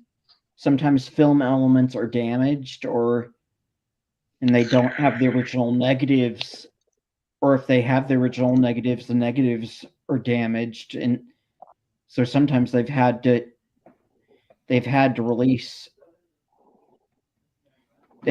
downgrade HD to standard definition. And I think with 4K, sometimes they've had to upscale from 2K to 4K. I was so happy when I found out that they were going to release the second season of the original Doctor Who on 4K. And I'm so happy. That's going to be amazing. I mean, I've got to be... Sorry, Tim, you carry on, dude. Yeah, you mean the black and white Doctor Who? The originals. Monkey, you gotta understand, though, that was shot on videotape. So videotape is not going to look that great in Ultra HD 4K or in high definition. It's just going to depend on how well preserved the videotape was saved. Yeah. Well, I mean, I've got pretty much every Doctor Who DVD that was ever released. I think I said this a few weeks back. And given you can upscale it all you want, but I'm not going to pay for it on 4K because I've got it. You know, why would I understand some people want it as upscaled as possible, but there's only so much you can polish a turd, so to speak. Yeah. And I think also, I mean, this 4K thing is all well and good, but some films just don't look good in 4K. Some don't look good in standard HD. I mean, going back to a film that we were talking about earlier on, The Evil Dead. When Evil Dead first came out on VHS, you could watch it and the effects looked great. The prosthetic effects and the makeup effects looked fine because there wasn't HD, so it looked great. If you watch Evil Dead even on DVD now, you can see that the edges of all the plasticine that they used to stick on for the zombie effects. They didn't use latex. I mean, I think they basically used Play-Doh and stuff like this for some of the effects, and they look awful, because the quality is so high now. You can really see the edges of all the makeups. So depending on what the film is and what and when it was made and how it was made, VHS can actually still look better than these high def images. Now, interestingly to that, when we were in Universal Studios, probably 11, nearly 12 years ago now, we did the Universal tour, and at the time, what was it? Desperate Housewives was still a series that was going. Not that Carla watched it, I don't care about it. But anyway, we went on the tour bus thing, went through the King Kong 3D ride, and we ended up on Wisteria Avenue or Drive or whatever it's called from the show. So we're filming that day because John Barrowman was there. But the person on the tour said something about they were having to upgrade all of the sets and things that they'd used for years, because now that the TV shows were coming out in high definition, like, because when you look up close at a lot of these old sets, they looked a bit crap, really. But on standard film, standard TV, didn't really matter. But because TV was getting better, it was starting to show a lot of the flaws in the sets, so they had to like upgrade a load of stuff, they were saying. Right. Yeah. So, Well, in all defense, I actually heard that early on, when shows were starting to be put on 4K and different things like that, people asked, why isn't ones like Lost in Space and things? And they said that with the sets and quality at the time, that Lost in Space would look horrendous and everybody would be focused on the horrible sets and not the actors. Right. But I want to say thank you, Tim. Because of you, I'm going to be canceling my pre-order, and you have saved me close to $70 on getting episodes that would not look up to what I think they would. So thank you from the bottom of my wallet, Tim. I mean, I'm sure there'll be some sort of improvement in it, but I mean, I'm not the most technically minded. I only know little bits and pieces, but I just think, like, when you've got the DVDs and you're more than happy with it, then why would I spend out money on buying the same? I mean, I get it. Some people want that. That's fine. If you want it, that's great. Some people do, because we're all different in what we want. But for me, I mean, like you said about Crocodile Dundee not being on 4K, to be totally honest with you, it's a great film. But I'm not going to lose any sleep over it not being on 4K. You know, I can still watch it. I can still enjoy it. Yeah. It just, I just don't think I'm enough of a, look, I only got a 4K TV literally 2 months ago. Do you know what I mean? And I'll be honest, the only thing I watched on that TV, and it wasn't even in 4K, it was in HD, because my TV before wasn't even full HD, it was 720. When we did the Nightmare Before Christmas podcast, I was there to watch Nightmare Before Christmas again. And I will say that did look fantastic, because last time I watched it was a few years back on DVD. It looked great for that, but whether it would look great for everything, I don't know. But equally, I would say this, like, watch Nightmare Before Christmas in 4K or HD. It does look great, but even still, as great as it looks, I think I'm waffling here, but what I'm trying to say is I'm not sure I care enough for the. It is great to have. If it's your thing, that's great. But just for me personally, I don't know, man. I'm a guy who's happy to listen to albums on vinyl. So I'm very ignorant about this whole 4K thing anyway. I mean, if I'm honest, I don't really know what 4K is. Is it to Blu-ray what Blu-ray was to DVD? Yes, it's like you can, like, the first time I saw it, it was on a 4K TV, and the like, you could see the sweat pouring off of people's foreheads. You could see the glare on the Star Trek film of the screen right on their face because you could tell they're right by the screen, and so different colors of what they're looking at was pouring right onto their face as they were reading off what's on the monitors. And in Vantage Point, you could see that black guy, like sweat pouring off of his forehead because he's outside and he's holding the video camera, and you could just see he's really sweating profusely. So it just really shows you everything. And that's why all these collectors are making such a big deal when a black and white film is put on 4K, because it's like they treat it like it's the coming of Christ. That's why you have all these boutique labels charging like 50, 60 bucks for these things, and they gladly pay it. They're like, here, take my money. Because with their fancy 4K players and 4K TVs, and yes, I have both. They just love all that. They love the clarity. They love everything. But I yeah, think it's a little bit restrictive though, because like you say, there are things that the cameras are picking up that maybe they don't want to be picked up. So in a way, it's kind of it's hamstringing the productions sometimes, or it could do. I mean, yeah. to watch a 4K disc, do you need does it have to be a 4K player, or can you play them in Blu-ray players? I've no idea. Well, even even when I first hooked up my 4K TV to it, when you watch just even the Blu-ray of Gone with the Wind in it, it's hilarious.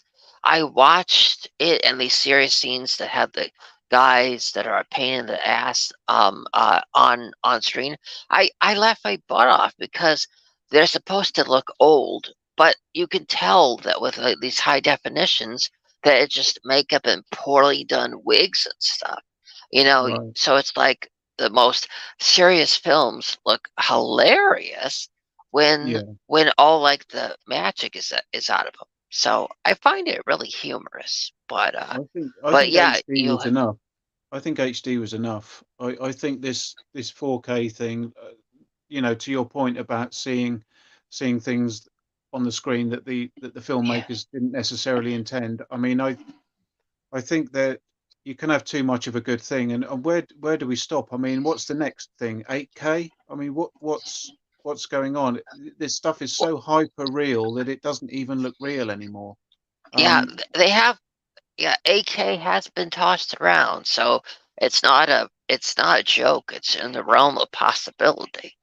But Well, yeah, I went to see a friend, and he had a 4K TV, and I forget, there was some movie or something playing, and I looked at it, and it just didn't look like a movie anymore. It looked so hyper real that it looked more real than reality in a way. It just didn't look it didn't look right. You could see pixels where you weren't supposed to see pixels, and it just looked so overly crisp and overly sort of saturated. It didn't look right anymore, and I was like, no, I don't know if I like this, and that actually put me off buying a 4K TV. yeah. There's two different kinds of 4Ks. They're the ones that have the good transfer, and the ones that has the bad transfer, like what you're talking about. Like Right. the one nowadays, when they release a transfer like you're talking about, the company gets so much criticism and hate. Like, for example, that's why if you look up the 4K of T2, Terminator 2, that's why it was so low for the longest time, because the transfer was so rushed. It was so bad. Right. And Okay. even when you heard about the Pirates of the Caribbean, they were just so, and even some people don't even like the transfer of heat on 4K. Okay. Right. They call it the darkest 4K they ever saw. I mean, even if you move away from 4K, like you're saying about the ultra realism of it all, I love old computer games. There's a reason I love old computer games. They look like computer games. When I see some of these modern games where people are running around doing the shooting and that, how real does it? How real do you want it? I don't want it. I don't want stuff that real. Do you know what I mean? How I many years are we agree. off from it actually looking like actual humans? Yeah. And then I mean, I it's agree with impressive, but- I agree with you. I may surprise you, but my taste in in PC games may really knock your socks off because I love Seventh Guest, the Seventh Guest, Mhm, and the original Wolfenstein. mhm. And do you remember the original Starfighter? I think so. Yep. So and even 1 and 2 of Doom. All right, yeah. So I do love those older video games too. And yes, I even remember the old Star Trek games. Remember? I don't. I've never really been I'm gonna upset many people Oh, here. Never really been a big Star Trek fan. I don't dislike it. I've seen the films, certainly the TNG ones. They were enjoyable enough, but never really pulled me in like it does some I people. was never into it. I'll be back in a minute. Okay. I just See, want to say hi I knew to that would be Kim, shocking. because Kim's been here for a while and I didn't say hello. So hello, Kim. Sorry, I wasn't ignoring you. And also hello to Tom. I saw you popped in the chat a short time ago. So just want to say hi. Thanks for stopping by, Tom. Yeah, no, I've never really been into Star Trek. It never really grabbed me. I think I'm the same, really. I mean, I watched the old show with what's his name? Um, what is his name? I've forgotten his name William now. Shatner, Leonard Nimoy. Yeah, William. I watched the Shatner thing when I was younger, but it never grabbed me. Same as Nick, it didn't really appeal. I was way into Star Wars more than Trek. Yeah, and Lester's back now. Hello, Lester. People were asking about you earlier today. Hello, man. Hello, dude. Busy day at work. Can't complain though. Okay. Can't complain. Busy. That means better chance at a bonus. Especially with my recent pay raise that I got last year. I'm probably kicking myself over the medical deductions I elected for. Because that means I don't take home as much as I thought I would or think I would. Anyway. Did you guys have a good New Year's? Oh, go ahead. Lester. Oh, yeah, Monkey, what's up? I got your name right. Oh, good. Is that your New Year's resolution? Well, I achieved it. It took me long enough. Good to know.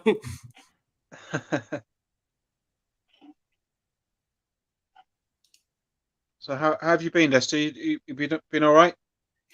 Yeah, just been spending time with family. That's where I was up until last week. I flew back last Tuesday. I was in San Diego.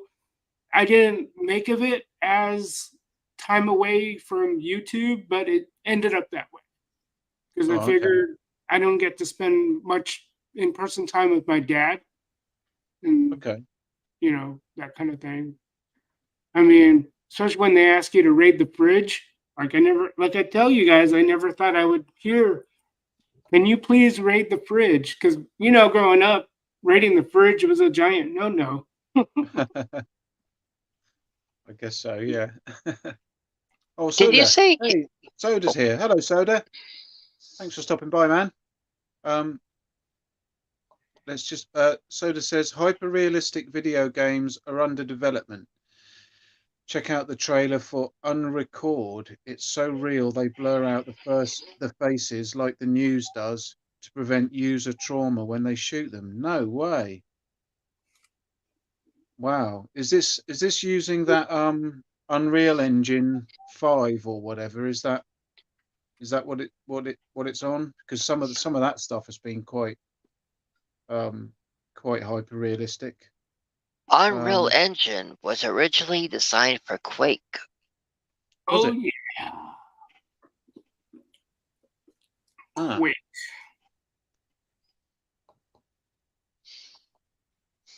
I'd say the best or the last good Quake game was Quake 4.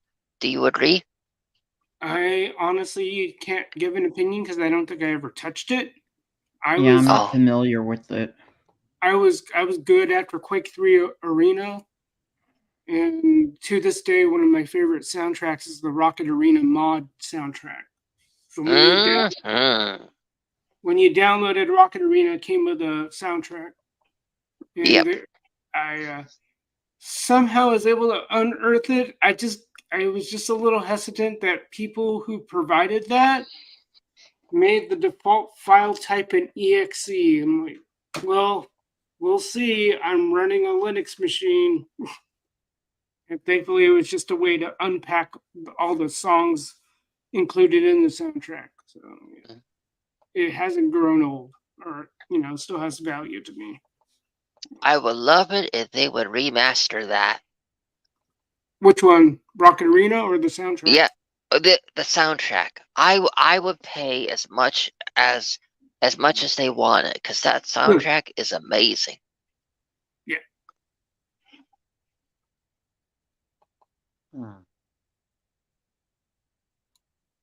But yeah, how another reason why when you told me that, Tim, about the about when they restore it to 4K is that another reason why I'm gonna cancel the pre-order is because it's like as soon as they aired the episodes of the Andy Griffith Show into color, everybody was like, wow, I didn't think that tablecloth was going to be that color. I didn't think the house or the restaurant was going to be that color. And because of all the colors, people were so shocked when they started seeing the episodes in color. Some of them even initially stopped watching it because they had, for so many years, had it in their head what what Andy's shirt color was, what Opie's shirt color was, what the color of Ampy's dress, what the color of Andy's girlfriend, the color of Don Knotts' girlfriend's character. They just, it was hard for them to handle, so they lost some fans for a while, because they spent years in their head thinking this is how it looked. But then nobody told them when they changed the episodes on regular TV to the color versions. They didn't warn them they were going to do that, and the fan audience was shocked, and some were even pissed. So it's kind of like that. You, Tim, helped me realize that they weren't going that how I always thought those original seasons, the first 2 seasons of Doctor Who, how I thought it was going to look when they restore it to 4K.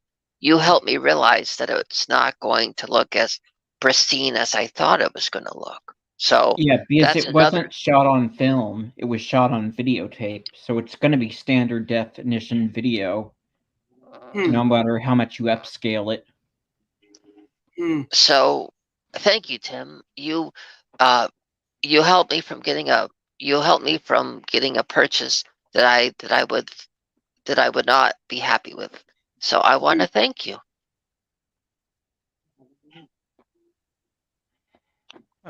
Ben saying that he heard that the Mandalorian 360 LED back screens ran on Unreal Engine and that it's open source. I didn't know it was open source. I mean, I've seen a few YouTube videos of some of the stuff that's being developed on Unreal Engine, and it's scary. I mean, the leaps and bounds that computer graphics have taken in since we all grew up. You know, I mean, I remember games coming out on the Spectrum and being absolutely amazed by the graphics, and now obviously now they're sort of laughable. But I can remember being blown away by, you know, stuff on the Amiga, and then when the first PlayStation came out, I was like, I remember seeing a golf game on the PlayStation when it first came out, and I was absolutely amazed. I thought this is it can't get better than this. This is like the peak of graphics, and now we're getting to the point where you can't tell the difference between something that's shot on film and something that's been, you know, made completely in a computer. It's bonkers. Well, I'll tell you what blew me away is as a kid, I played the game Battleship, and then to actually see it made into a movie, that blew me away. I see what you mean. I don't. It's funny. I don't like to say I'm senile, nostalgic, or crotchety or whatever, but I appreciate the advancements in graphical tech in games.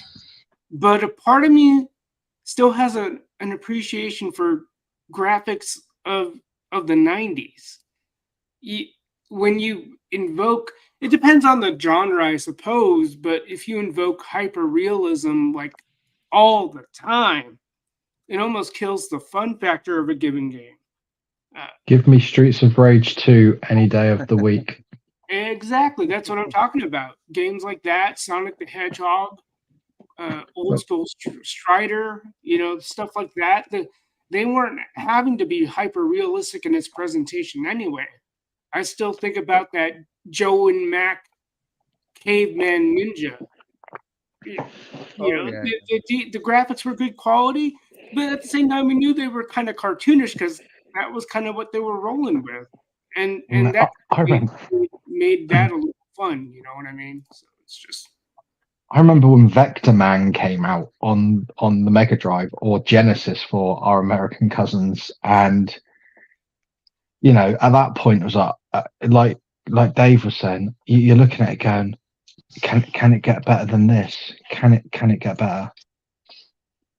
I mean, someone's probably going to say, well, the PlayStation was out by that point, but I wasn't aware of it. But you know, but then you were talking about the soundtrack for like Unreal Tournament or whatever it was. Like, I genuinely still listen to the original Streets of Rage soundtrack on Spotify occasionally.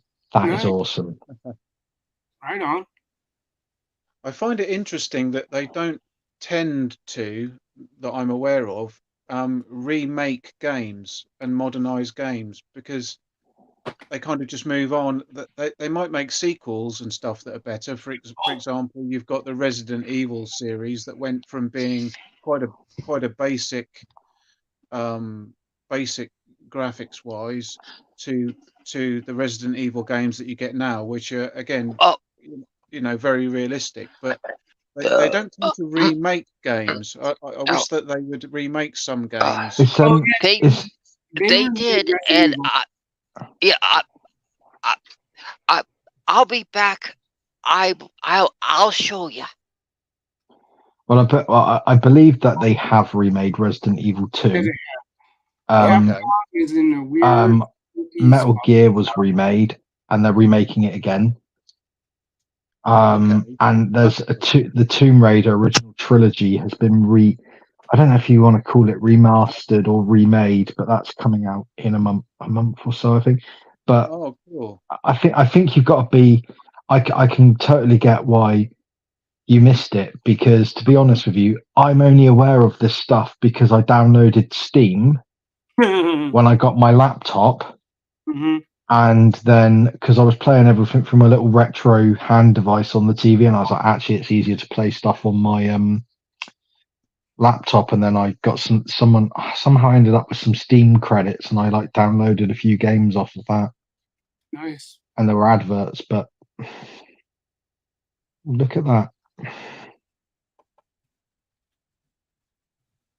Yeah, the old Doom.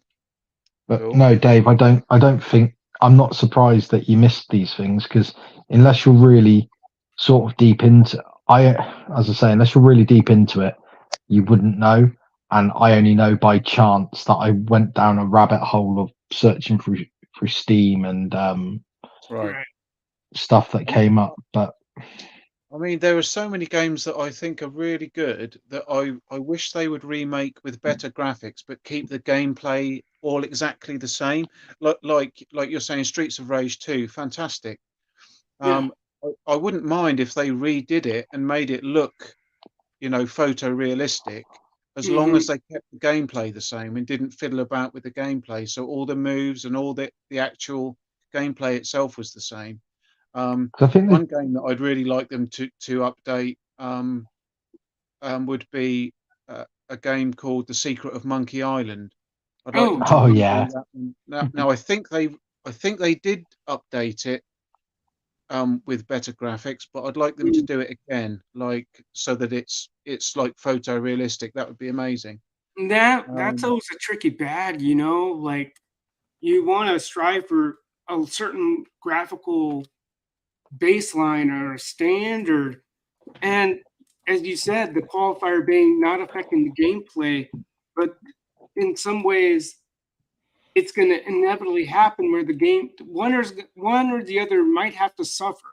It often ends up that way when it comes to you're trying to tout certain game advancements, and so something's got to give, like Madden or the NBA 2K. They're the 2K series of basketball games are probably the only ones that make use of the updated graphics and then maintaining a realism. For whatever strange reason, when NBA Live from EA came out and they upgraded their graphics, but the gameplay suffered because even as you played a simulation style mode and not arcade style,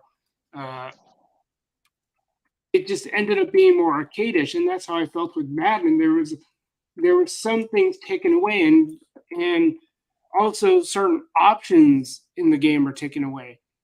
All in the name of making it nicer looking. So it's just one of those things of, I really wish that there would be a greater community or collective feel among developers and publishers, because having played, especially recently, I played different games. So from Joe Montana football on my old Genesis / Mega Drive, played that. Had various strengths, things that you could take away from it. Put that into a greater game that people can say this is the quintessential football video game. You know what I mean? So that, like, the aspects that you want, I wish there would be more effort into putting that all together correctly. It may not have the best photorealistic graphics, but it would have an upgrade to where you retain the integrity of what made the game fun. That's the only thing I fear about a lot of games with the advancements in graphics. And now I'm learning that. Yeah, go ahead. I agree with you. When it came to the game that I showed on the screen, Doom, it really, even though, yes, the advancements were astronomical, it really does feel like a different game than the original. I mean, like, you can't see your character, like you don't see the face. It's only like there's just certain things about it. It feels more like a space game than it does how it originally was. Like, there's so much. Like, I own the best version of it graphically, even on a 4K TV and on the best system. But I just got to where I was so tired of how space age and alien and like all that it looked, that I went out and I got all the software to play the original Doom, and I was like, this is the version I know. This is the version I love, because Right. when they put in all these graphics and they change dynamics of the game, like not seeing the person like remember in Doom, whenever you would get hurt, you see the person's face like look worse Yeah, health. Yeah, I remember that. It and it's just not the same when you win a battle that you can press a button and your character, the Doom guy, does the Carlton dance. Oh, yeah. It's yes, the original was so much better that I got the software to play the original Doom on PC, and it's like even those games, just even the creatures, the villains, the weapons, that's what we fell in love with. That's what we like. That's what does it for us. The newer ones, it just feels like I turned on like I'm waiting for Ripley with a doggone cat to come out of the door saying, "Quit making all that racket." Oh, yeah. So I understand what you're saying, because when you restore a game so much, you turn it from what it was into something it's not. It's Yeah. trying to be a movie without being a movie, but then it ends up being a movie with some interaction in between. Yeah. You got to straddle that line carefully. That's the major danger, at least in my mind. So. And I also hated they didn't keep the original sound files, like when a door closes, or when you get more health, or when you get the armor. They had to kind of like do an orchestra version instead of the like synthesized. So, for those who may remember, do you guys remember when Super Street Fighter 2 first came out way back when in the arcades? Yeah. Do you remember, like, they were pumping this thing called Q Sound. That was a thing, the branding on the cabinet. When you got to the arcade, they were pushing this thing called Q Sound. And the most annoying thing, you talk about upgrading aspects, so whether that's audio or visual graphics, especially. So when you think about what happened with Super Street Fighter 2, I forget they changed some of the voices on some of the characters. I think, but especially when you got the changing of the voice of the announcer saying "round one, fight," and then you win. It Yeah. I had to warm up to that, to a point where it's like it's not a big deal. But at the time when I was a kid, it's like, why'd you have to swap that guy's voice out? The guy's voice was iconic when Yeah. when Street Fighter 2 was in its heyday, where people were lining up in front of the cabinet just to get their turn. You know, Yeah. round one, fight. Now it's all round one, fight. Oh no, that's no good. Yeah, so that's what I mean. It's like you wanna upgrade the game. You want to give them a reason to play that new version. But for me, that audio is just no, not having it. Mm. It's like it's like with me and what I seen in Street Fighter 6. Like a lot of the male characters look roided out. If they look overly muscular, if that makes They sense. always were, weren't they? But Oh. it's the point of ridiculousness. I agree with Yeah, you. it annoys me when I look in the mirror and I think the same, to be honest. I agree with you 100%, Lester, because I was going to get Tekken 8, and I was led to believe that that they were going to be bringing the legacy characters back. But nobody told me until I saw the first trailer that they were going to upscale the original characters. Okay. And I don't like how they made them. I mean, we want the original ones back when we played them in the arcade, right? Right. But these versions, they're versions you and me would not have grown up with.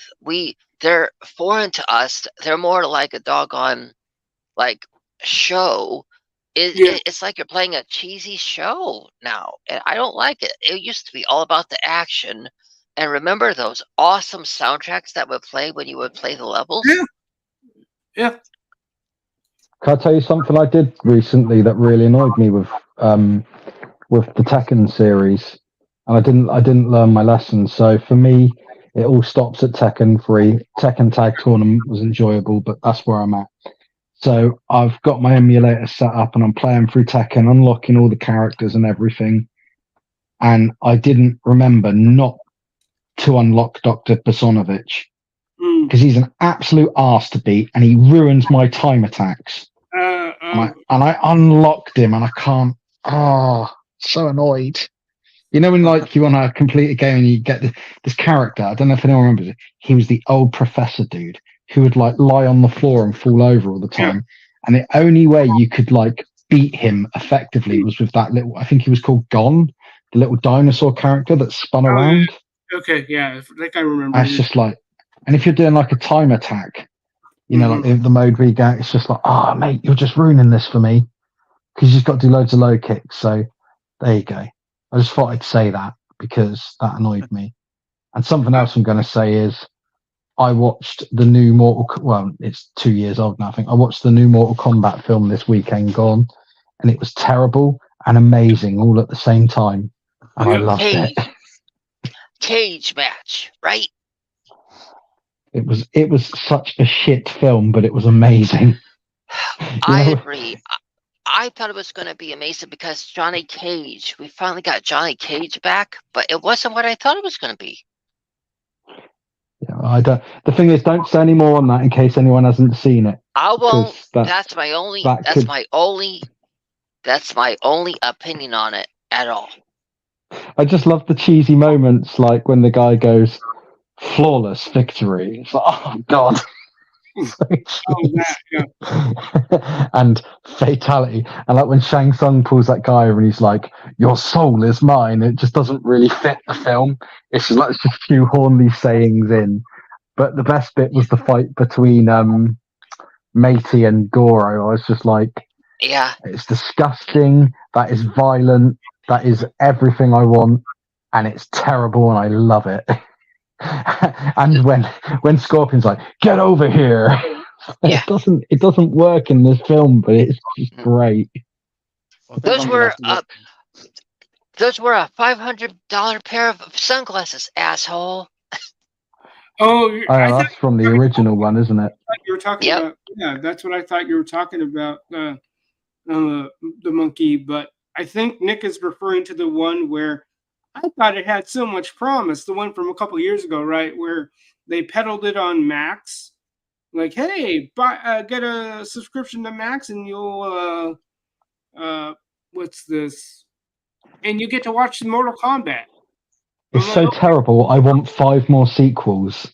It's that terrible. I can see where you're coming from with that, but for me, man, it's like you ruined it. You could have made it so well because they had that Japanese actor whose name always escapes me, but I know his face. He was on Last Samurai. He was in the last John Wick.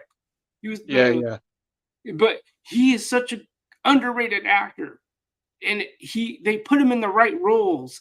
Like they could have really expanded upon him and his story instead of trying to fast forward it and make it relevant for modern audiences. I think its biggest curse with a film like that is you've got a lot of characters. You can only dedicate so much to each character to get it into a 2-hour film, short of doing like, I mean, if they did a modern day, imagine if they put all that effort into doing a modern day Mortal Kombat TV series where each episode could focus on a character leading up to the fight they have, and then all culminating in the end for the final battle between like Outworld and Earth and the 10 victories in a row or whatever. Because the story they've is the, you know, it is the story. I think it was a lot it would be almost in a film like that. I just think I get what you're saying, Lester, but how much can you develop a character whilst giving screen time to all the other characters? I wouldn't go that far. I would just like make him the center, and then of course you have the Sub-Zero backdrop. Do something about those two because that was already established in just the opening scenes. They could have done something with that, like do an homage about why is there so much animosity between these two guys, and it's like that guy, and then the Scorpion. He's got a wife and a kid. Like, why still the animosity? Doesn't it boil down to the fact? Isn't it pretty much one's Chinese, one's Japanese. They hate each other, and he's trying to wipe out the bloodline. That's pretty much it, isn't it? I don't know. Sort of rival. We don't know. They don't want to tap into that. They could have, and they should. The only thing that made me think that was that whenever on the subtitles, whenever one was speaking, it would subtitle it, and underneath it would have a bracket saying Chinese, and then in the other one it would say Japanese underneath it. So I'm like, they're obviously making a deal of it being Chinese and Japanese, and they don't. They could have done something like with each other. They could have done something with that. But I mean, it's terrible. The special effects are over the top. Yeah. I know someone might go, why would you want to watch a terrible film? Because my brain just melted for a couple of hours. It's just like violence. It's just where like. Did you see it?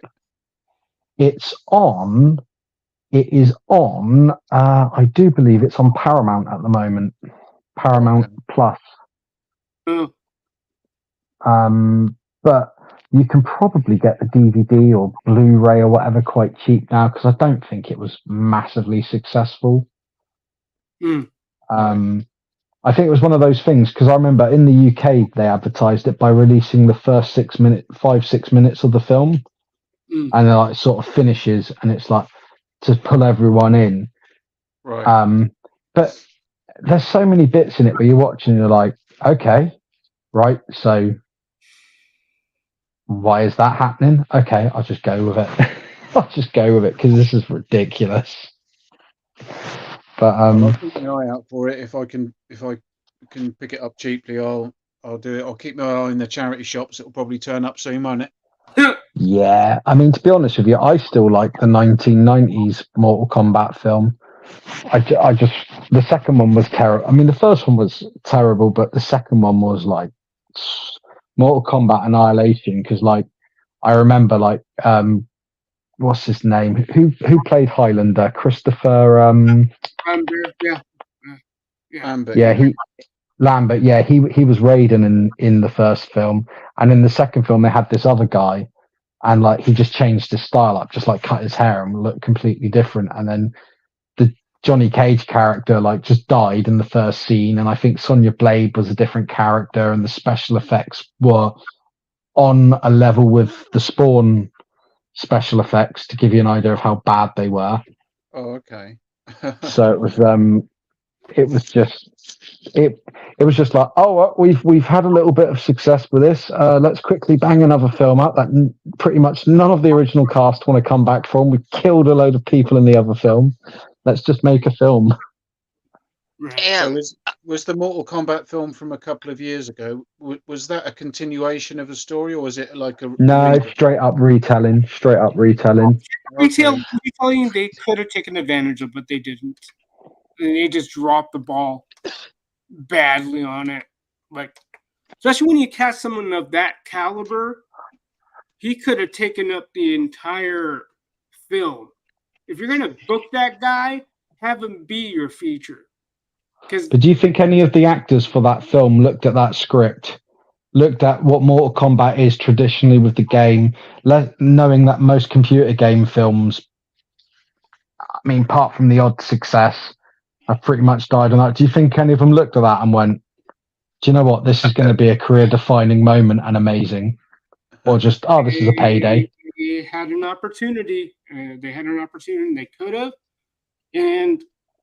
And I feel bad for that guy because he was there for the opening sequence. I don't know if there was a loss in translation in terms of the contract, but man, he usually plays second fiddle to whoever. even in Last Samurai, he was like second or third fiddle to Tom Cruise and the other guy who got notoriety after Last Samurai. Well, yeah, after Last Samurai. Once he got in there, he started getting movie roles that other Japanese. Yeah. Last Samurai always. So there used to be a TV series. It was, I think it's James. Is it James Gunn? James Gunn. I don't know who wrote. Anyway, it was called Shogun. It was like a TV series, long one, quite old, and it's pretty much like Last Samurai, but years before, and like over a long series. And Last Samurai, because my old man was obsessed with Shogun. I remember when we found it years ago, and they released it on DVD, and we bought it for him for Christmas, and he just sat there for like 2 days straight watching it. And I remember watching Last Samurai, thinking, "Yeah, this is pretty much Shogun." But I didn't mind the Last Samurai film, though, to be honest. I mean, it's going back a few years, and I thought it was actually all right as films go. It was fine. I'm just saying, the guy who played third fiddle could have been first fiddle in that Mortal Kombat film, and he's had his roles. I think he was even on 47 Ronin, if I'm not mistaken. He was. He gets the supporting role. Now maybe he's realized, okay, that's where he is as an actor. But I would have thought that if he would have been the central actor and the main protagonist in that film, if they had done the movie well, I think he would have gotten more starring roles. Who would know? I'm just saying that opportunity was wasted. That they could have given this guy a starring role to not play second, third, fourth fiddle to other actors and actresses. I just feel for that guy. Yeah, go ahead. You're gonna say? First of all, I was really upset with how they killed off Johnny Cage in the second one. They just knock him down and he just disappears. Like they didn't even give him a proper fight. They just kick him and he falls down. Nothing. But as far as the Shogun, I have some sad news for you. They're coming out with it. They're remaking it into a live action show for 2024. But also the one you're talking about, the original was a 1980 TV series. I'm not opposed to them remaking it as a TV series if they, with the way things have moved on. I think if they stick to the core of the story and do it well and give it plenty of episodes rather than like not too many but not too few, because it's a hell of a long story. Yeah, real people. It's not CGI'd. Like when it showed the people, it's real people. I'm sure we will soon enough see. I'm sure my dad will be watching it, sat there going, "This is crap. I prefer the original," because he's really old now, and anything that exists after 1985 is terrible for him. So, but as far as the second Mortal Kombat film, I loved the art design they chose on everything. Like from the pedestal the mother is on when the daughter thinks she's dead, to the art, everything. Yes, the story may be bad. Yes, they did Johnny Cage extremely wrong. But if you just watch it for the art and the set pieces, I would live there. The set pieces were the best part of the film, if you ask me, and the outfits. I mean, the lady that played the mother, A+ just for her. I mean, to be fair, I probably would wear that outfit she wore. It was pretty good. Yeah. The outfits, the design of the sets, everything, the scenery, everything was A+. Even though I mean, don't you agree the way that they wrote the story? It is like, we made all the fans happy. Now let's piss them all off. That's what happens with studios, isn't it? I mean, I don't think for any Mortal Kombat film they've ever looked at it and gone, let's make a really meaningful film here. I think they've looked at it and gone, Mortal Kombat's a successful computer game series. Let's make some money. Let's face it, Yeah. it's all A interesting fact about the original is they had originally cast Cameron Diaz to be that one lady, but she was doing training to learning how to fight. What was her name? The police officer, the female police officer. Sonya Blade. Yeah. Oh, okay. Cameron Diaz was originally cast, but during the fight scenes, during training, she hurt her arm. She like broke her arm during the fight scenes that she was training for. And so the other lady that, if you remember, previously was in like what was it, that Chris Farley film, White Ninja? She was cast. Yes, she was cast instead. I think Cameron Diaz would have done quite well out of breaking her arm there, because let's be fair, she went on to start. She then went on. I mean, I think her first big film was The Mask. Would have been around that time. She'd have probably been an unknown at Mortal Kombat, and had she have done Mortal Kombat, there's every chance she may not have done The Mask, or people would have been like.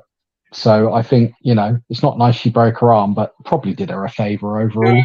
It did her a favor, because she started with The Mask, and then her claim to fame with the Charlie's Angels and something about your crosswords on top of the freezer. What did everybody think of her portrayal in The Holiday? I don't think I've seen it, to be honest. I don't think I've seen it. The name escapes me. It's a wonderful cast. Jack Black, and the one guy from what's his name? He was in The Talented Mr. Ripley. He has an accent. He was in AI. He was the guy with the accent. I can't think of his name.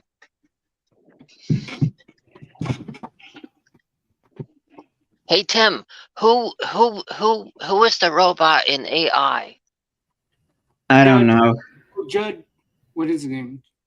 Judd something. Jude Law. Jude Law. Okay, yeah. David, I will break. Right.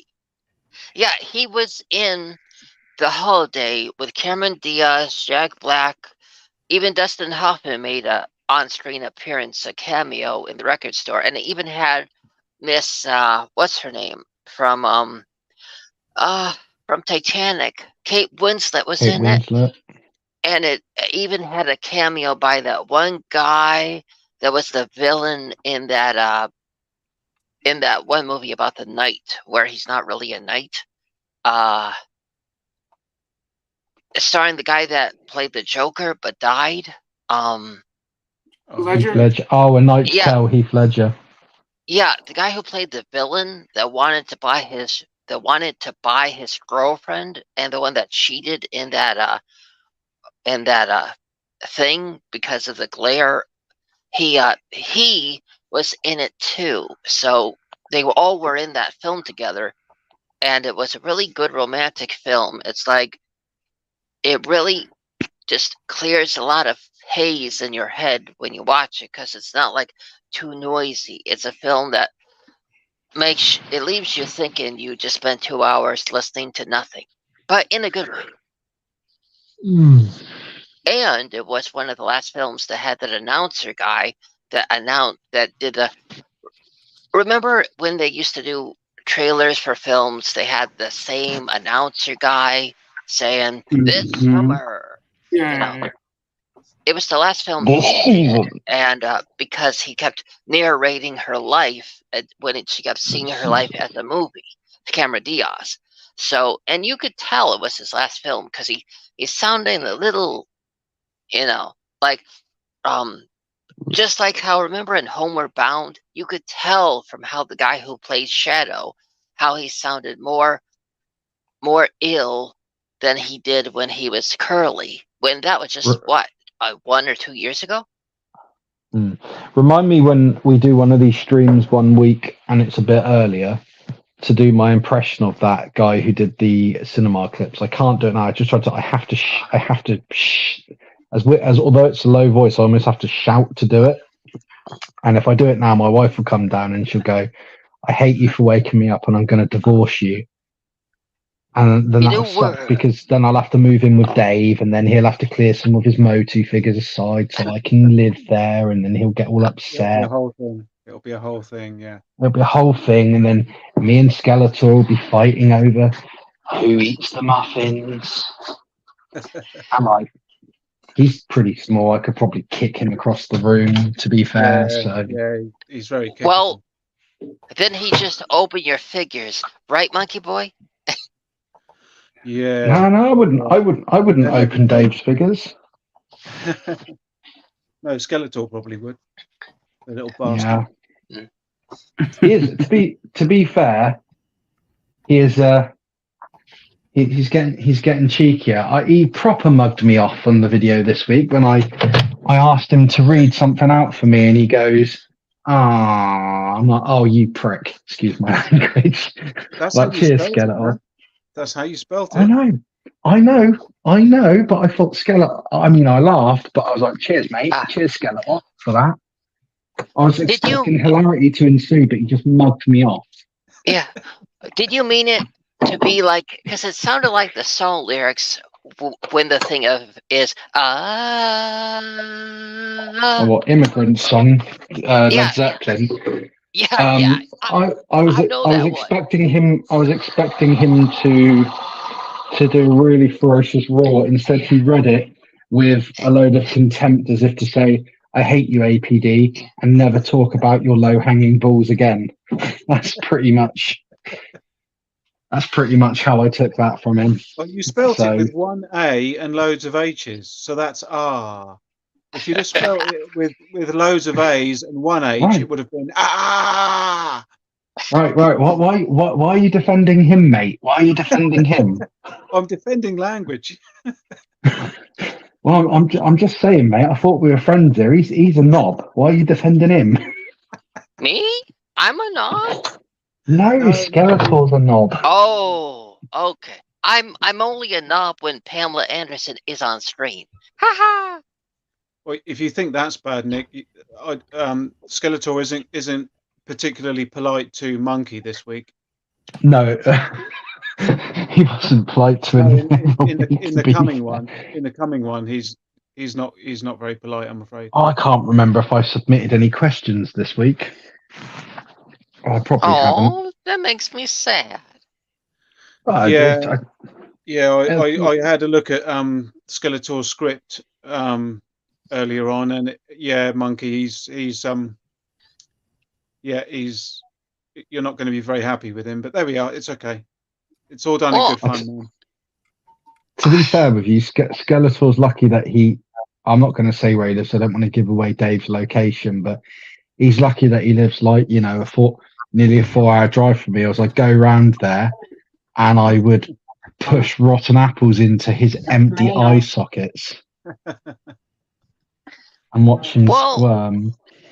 Maybe you could explain, Monkeyboy. I'm always nice to Skeletor, and I really put a lot of effort into what I write and stuff, and it's never bothered him before.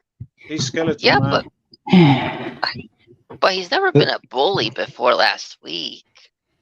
The thing is, Monkey, and I'm referring to the monkey. Skeletor reminds me of my cat Billy, who's just climbed up on me. He gives you that false sense that he's a nice guy, and then he just bites you. Well, he never bit me until last week when I've been giving the same sort of things week after week, and I really felt I didn't deserve to be treated the way that I did. But I'm always just really. I just don't know why he's all of a sudden being a bully to me. But do you know what it is though? You've just made it worse for yourself now, because if he watches this back tomorrow, he's going to go in hard every week now.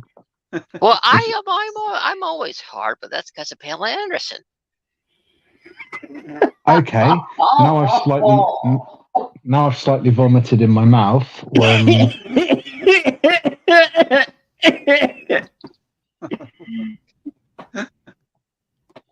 Oh God. That's Why do you think I'm not on? fantastic. Why do you think I'm not on stream? Ha ha! Right. Well, if you need to practice driving manual, that's your thing. But I don't need to imagine it. You know.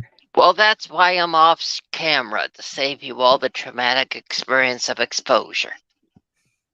No. But, To be Well, fair, just so you know, Monkey, Skeletor is not going to be very polite to you this weekend.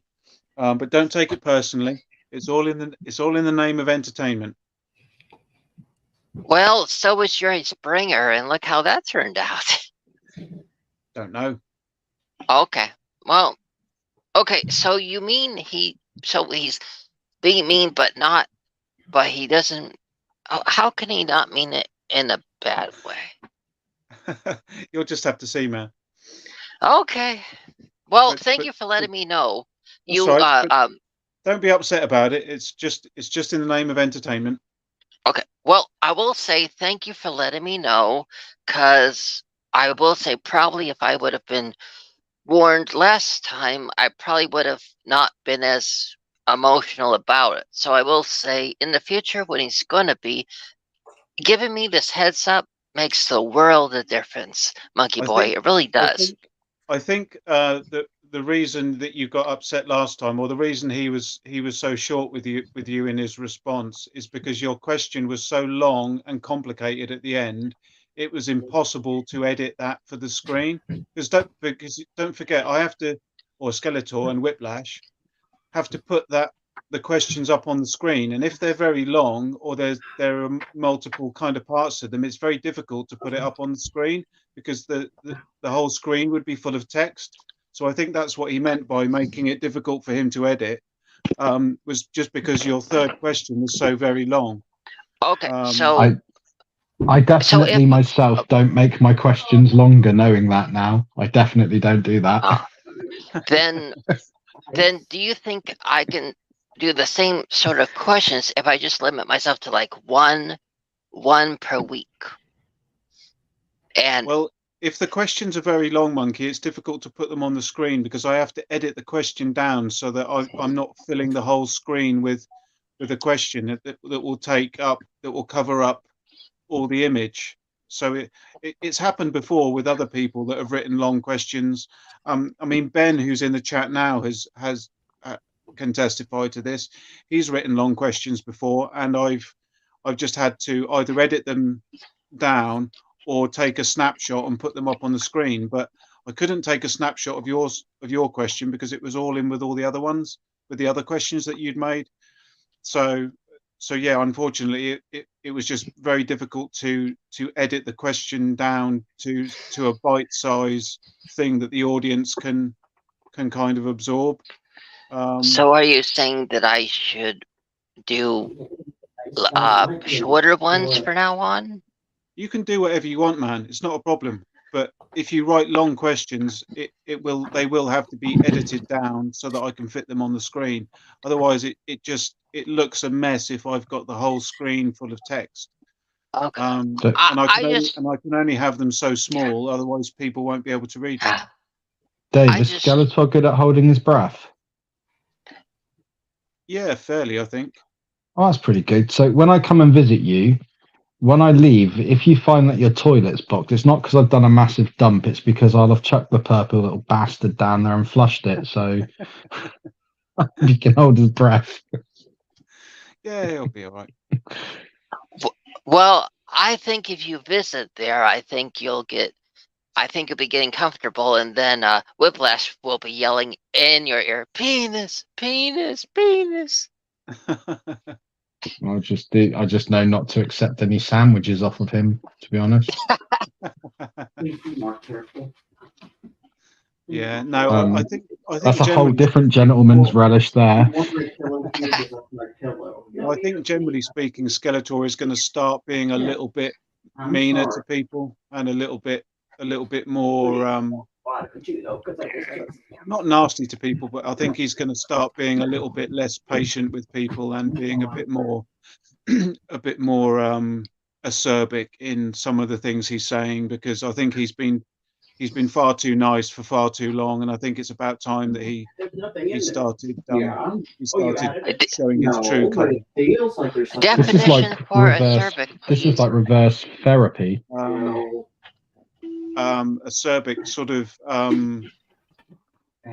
sort of quite cutting and quite sort of sharp and unforgiving in the way he responds. So how my Well- mum speaks to me.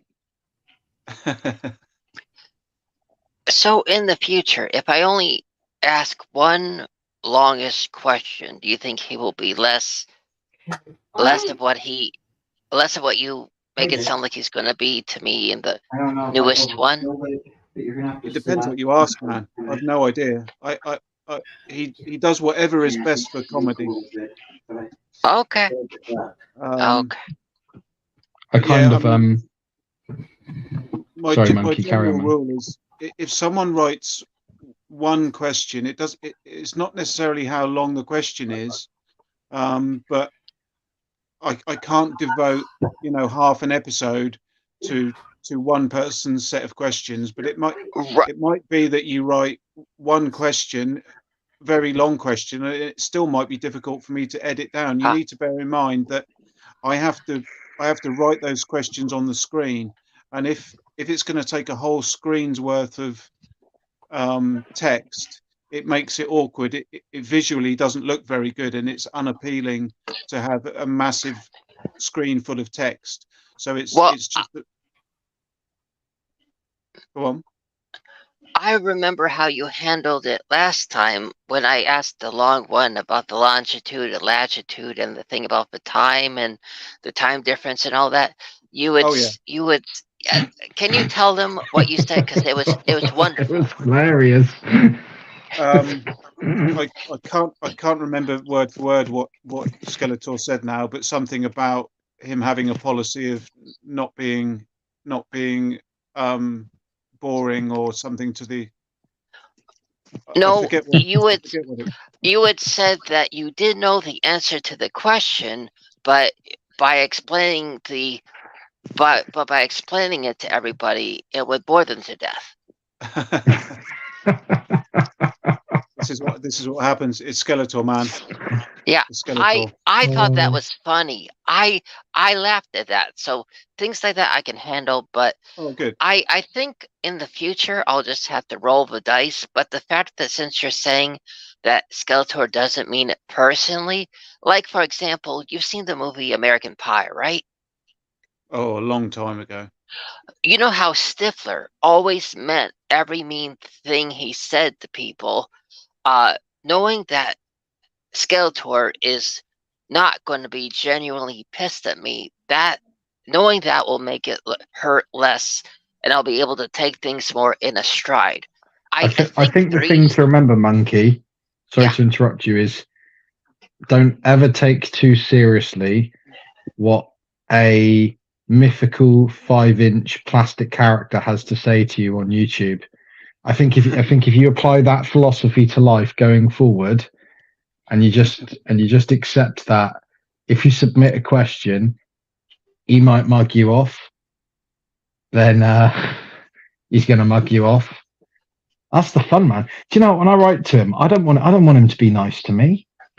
I hate the little knob. He's rude to me. So I'm quite happy. I'm quite happy for him. I'm quite happy there's some back and forth with him. Didn't he accuse you of having a concussion last week? Yes, he did. That was hilarious. Well, what can I say? I come from a time when I spent years always taking 7 to 8 inch tall plastic things very seriously, so maybe it just kind of came naturally to me. Okay. I'll leave it at that. I'll be appropriate. I'm not being explanatory or descriptive. I'm leaving it at that. I'm just saying, up until last week, everything Skeletor always said, it kind of came off like, something believable that a friend would say. And so last week when he said that, it's like if someone that was always nice to you said something really mean, you would take it really differently. So that's why you caused not words for me. You made me speechless, but that's why I sent emojis. So I was really, I mean, think about it. It's the first time Skeletor ever made me speechless to where I sent emojis instead of words. So Don't take it personally, man. It's all done in good fun. Yeah. Thank you. You know, Thank you. if you go to a comedy club, man, if you go to a comedy club and you're sat in the front row and the comedian looks down at you and he takes the piss out of you, he doesn't mean it because it's comedy. Because comedy is the one thing that should always be protected from offence. Comedy should be allowed to roam free and be what it needs to be. Because no comedian, this is the thing, no comedian ever means what it's like. Look at Ricky Gervais. He says some horrific things. He doesn't mean them. It's comedy. It's just roll with the punches, man. It's all about it's you gotta take comedy for what it is. Comedy is not real. Okay. And it was until last week. But okay. I'm okay. Thank you, and knowing this will help me in advance. And but I will say, in my opinion, the funniest comedy. And you let me know what you think. But did you ever see the comedian that would smash a watermelon? What? Okay, then if you haven't seen that one, do you want to know my favorite comedian besides Gallagher? Oh, I know who you mean. Go on then. Mr. Bean. Oh. Okay. Rowan Atkinson, yeah. Yes. People said he was a genius, but he went in the direction he did. So there's that. I don't know what you guys think about Rowan Atkinson. You guys from the UK. What direction did in the he UK, go? he's pretty much admired, praised, loved, and considered one of the greats of all time. It's like he's Rowan Atkinson, man. He's up there. He is up there. Except in his portrayal in Wonka, it was miserable. If you don't see him in that, you will thank your lucky stars, because it's like normally you can never tell that he's never taken a role just for a paycheck, but in this one, in Wonka, I mean, I felt like, get me out of here. He's not himself in that one. I mean, heck, he runs away from a. Never mind. I won't spoil it. All I will say is that his portrayal in Wonka was my most hated. My only thing I've seen Rowan in that I hated his performance in. The only thing. But I promise you, if you see it, you won't like those parts either. I promise you. I'm not in any hurry to see that film. Good. It's I mean, even the chocolate did not appeal to me in it. I'll say that. But also, I want to say, Monkeyboy, you have no idea how much talking things out and knowing that he's not meaning it a certain way, how much it is making me feel better. So I want to say thank you so much for explaining and warning me, because it's really gonna help me in the future and even now. So thank you so much. You can let me know next time what you think of his response this week. But yeah, just be warned. Well, now you're making me a little worried. No, it's fine. It's fine. Okay. Well, yeah, don't worry about it when he says you've been warned. It'll be fine. Don't worry. Okay. If he doesn't come at me harder than he's ever come at me before this week, I'm going to think he's an absolute ballless blue ball bag. If Did that you send makes it sense. to me? Well, from what you I look back. said, I think I might have done. I think I wrote a really long question to be annoying. wow, I rubbed off on you. Oh, I'll please have to- don't I'll say have to that. double- Well, you're the one that mentioned blue balls and I know. other things. I know, Nick. You did the you made the Scatman request. Is that what you're talking about? Oh yes, that's the one. I love that song. Remember when it was featured in Nothing to Lose? Haven't seen that. Well, it's played during a scene where Tim Robbins thinks a spider is on his head. And so he gets out of the car and he's just jumping all around because he thinks a spider is on him. And so he's just trying to get it off. He's just jumping around like crazy to the point where, since his shoes had gasoline on them, they set a fire. And so he has even more reason to keep jumping around. And it's all in like one scene.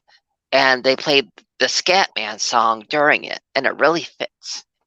Oh, All right, true story for you here. When I was about 19 years old, I owned a pair of New Rock boots. They were magnificent. And they also made me almost 6 foot tall, which made me feel very masculine. Anyway, I used to smoke because I was hard. I was a rebel.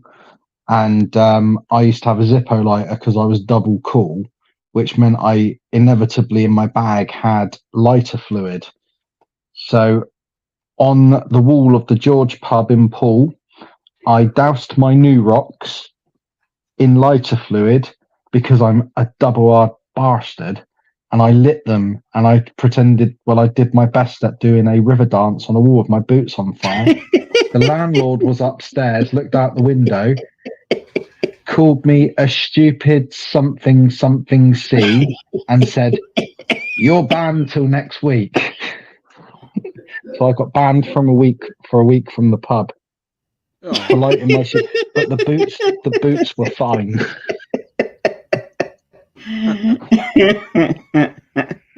Oh man, I remember those boots from back in the day. I wonder if they They still were make. great. I think they do, because funnily enough, I bought them and I think they cost me at the time about 120 quid. And that was a lot going back 20 years ago for a pair of boots, possibly 150 quid I paid for them. Yeah. And I sold them secondhand with little to no on them because I bought all the proper New Rock cream from I used to look out, even though I set them on fire, decent leather won't damage from that. I think I sold them for about 100 quid after about 5-6 years of having them, because I just, they just, the thing was, I made the mistake of going to Prague wearing them, and I got to the airport and wearing a Motorhead t-shirt, jeans, New Rock boots, what then was like not sleeves but tattoos on my arm. It just made me a target to be searched at both ends.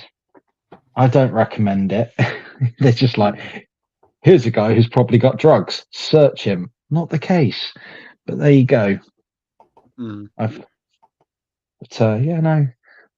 Those New Rock boots were pretty cool to be. I think I would probably get a pair again for nostalgia's sake, wear them out for an evening, fall over, break my ankle and regret it. But prior to breaking my ankle, it would probably be brilliant.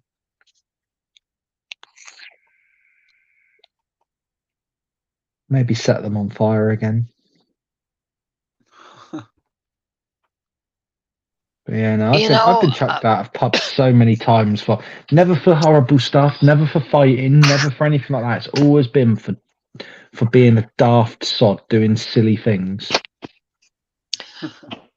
Hey, Monkeyboy, I think I remember that. Wasn't it on one Captain Kangaroo and things like that, that certain characters, that they let people write in and they would read off letters, like these they're puppets or things. Even I think Mr. Rogers or some different shows would like let people send in letters and they would read them off on TV, right? I don't know. We didn't have those shows in the UK. Yeah, Well- Captain Kangaroo was an American show, as was Mr. Rogers. Yeah, we didn't really have that. Well,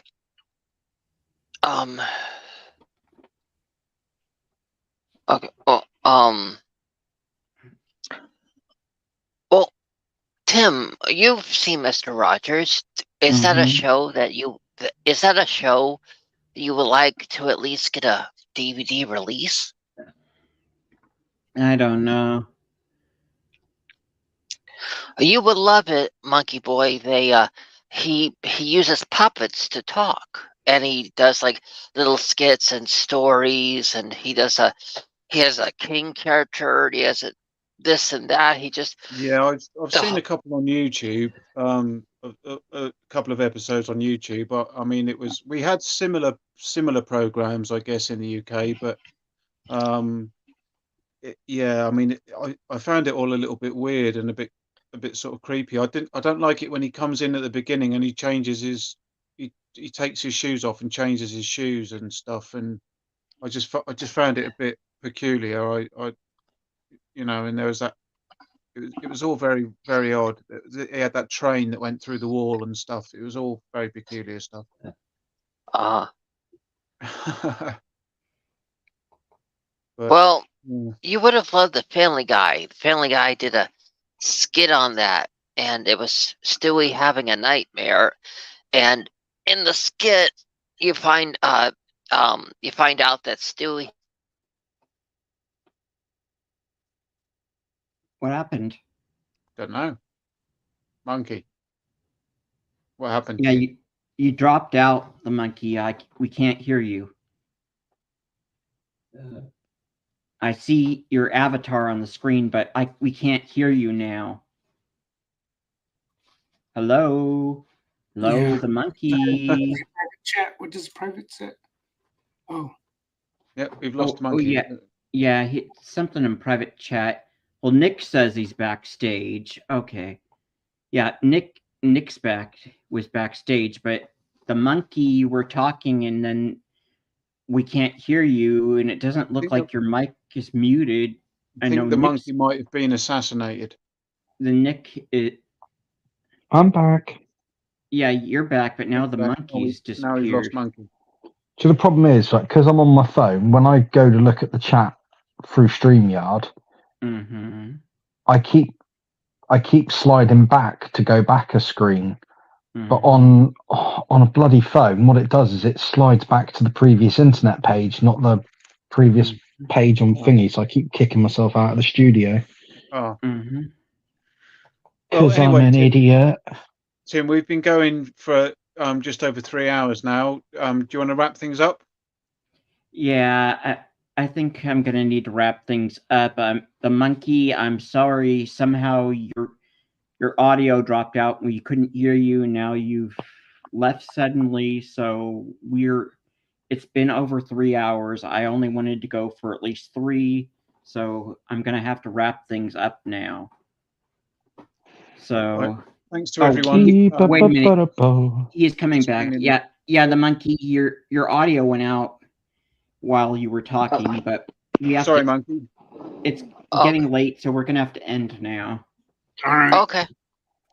Thanks to everyone that's joined us this evening. Thanks to Lester. Thanks for coming back, Monkey. Lester. It's been a while. And thanks to Nick from the Action Podcast for joining us as well.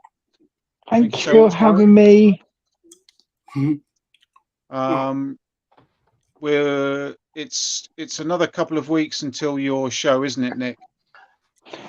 Yeah, we are recording on Saturday. All research and notes are done. I just need to compile them into something that doesn't look like a chimp has scribbled with a crayon onto the back of a cigarette packet. Okay. And then we will be. The show going out? Did you say it will be out the 3rd of March, and I believe it will be 8 p.m. UK time. Sorry, I don't know I the have an conversion for American interesting. time. Yeah. So Well, what? can I just? No, Yeah. carry on. Go for it, mate. Go for your life. I just wanted to say I thought it was really hilarious when I did the time difference, and I was like, "Oh my god, it's going to be at 3 in the morning, my time," and I was like, "Oh my god, that's going to be awesome." I mean, it's just so amazing that since you changed the time of the podcast, that that it's going to be happening at that time. That's really amazing, and I think it's going to be fun to see how many people in America actually are up at that time for your show. Well, it won't be 3 in the morning when Nick does his podcast. No, for us in America. Yeah, no, it won't be 3 in the morning. It'd be like maybe Oh. 3 in the. It'd be anywhere between, depending where you are, anywhere between 1 o'clock, 2 o'clock, or 3 o'clock in the afternoon. Oh, then I got the math wrong. I'm horrible at math. Yep. It would appear so. But yeah, no, Sorry, fellas. Yeah, just to That's okay. finish on my previous point, yes, it will be on March the 3rd, and it will be 8 p.m. our time. There will probably be an after show stream. Hope to see some of you all there. Thank you for giving me the opportunity to give it a little plug. It is always appreciated. No worries. We'll do that again next week as well. Do you know yet when you are going to drop these topic? What the topic is going to be? Have you decided when you're going to reveal it? The topic will be revealed probably Monday. Probably Monday. I'll reveal the subject. Okay, so keep your eyes on the Action Podcast, everybody. And we'll see what the topic is going to be at the beginning of the month.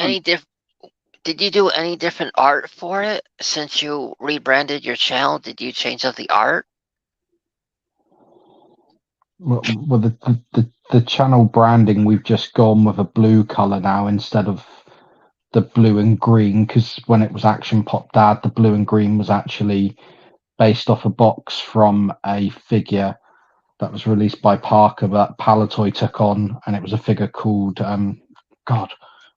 name bloody escapes me now. Anyway, it's an Action Man based figure. The name will come to me the second the stream finishes. And so we've rebranded the blue, and we've dropped we've dialed back from a D to a C. And every podcast has its own. Every podcast I do different art for anyway. Insane mental art that looks like it was done by somebody who should probably not be allowed pens. But that's my brand. So would it be safe to assume your brand is similar to this design you have on your screen right now? That is my art. I did draw the art that's on the screen now, yeah. So for anybody that's not used to it yet, they should expect items like this, right? Well, it's just that's just I didn't want to use Nickelodeon's artwork because at the time I didn't know if I could, so I just drew my own interpretation of Ren Hoke from an episode. Well, and made it all nuts. Well, I will say this, from even just this, I would let you do an entire mural in my bedroom. This style is kind of like, let's just say there was a bad time in my life, and your artwork seems to capture the weird dreams I would have perfectly. So I will say 8+++ on your art design, because it is amazing. I love it. It's really different, out there. It's like cartoons on steroids and opioids. So I say it's amazing art style, and I hope you continue it. Thank you. I appreciate it. I literally just take the felt tipped crayons and Crayolas from my son's drawing box, which is right in front of me, and I scribble. And then occasionally I stick a filter on it, like I did this one, just so I could have the dots around Ren, because that's it. That's what I do. Well, then each time you have a new episode, I will be on pins and needles to see the new artwork.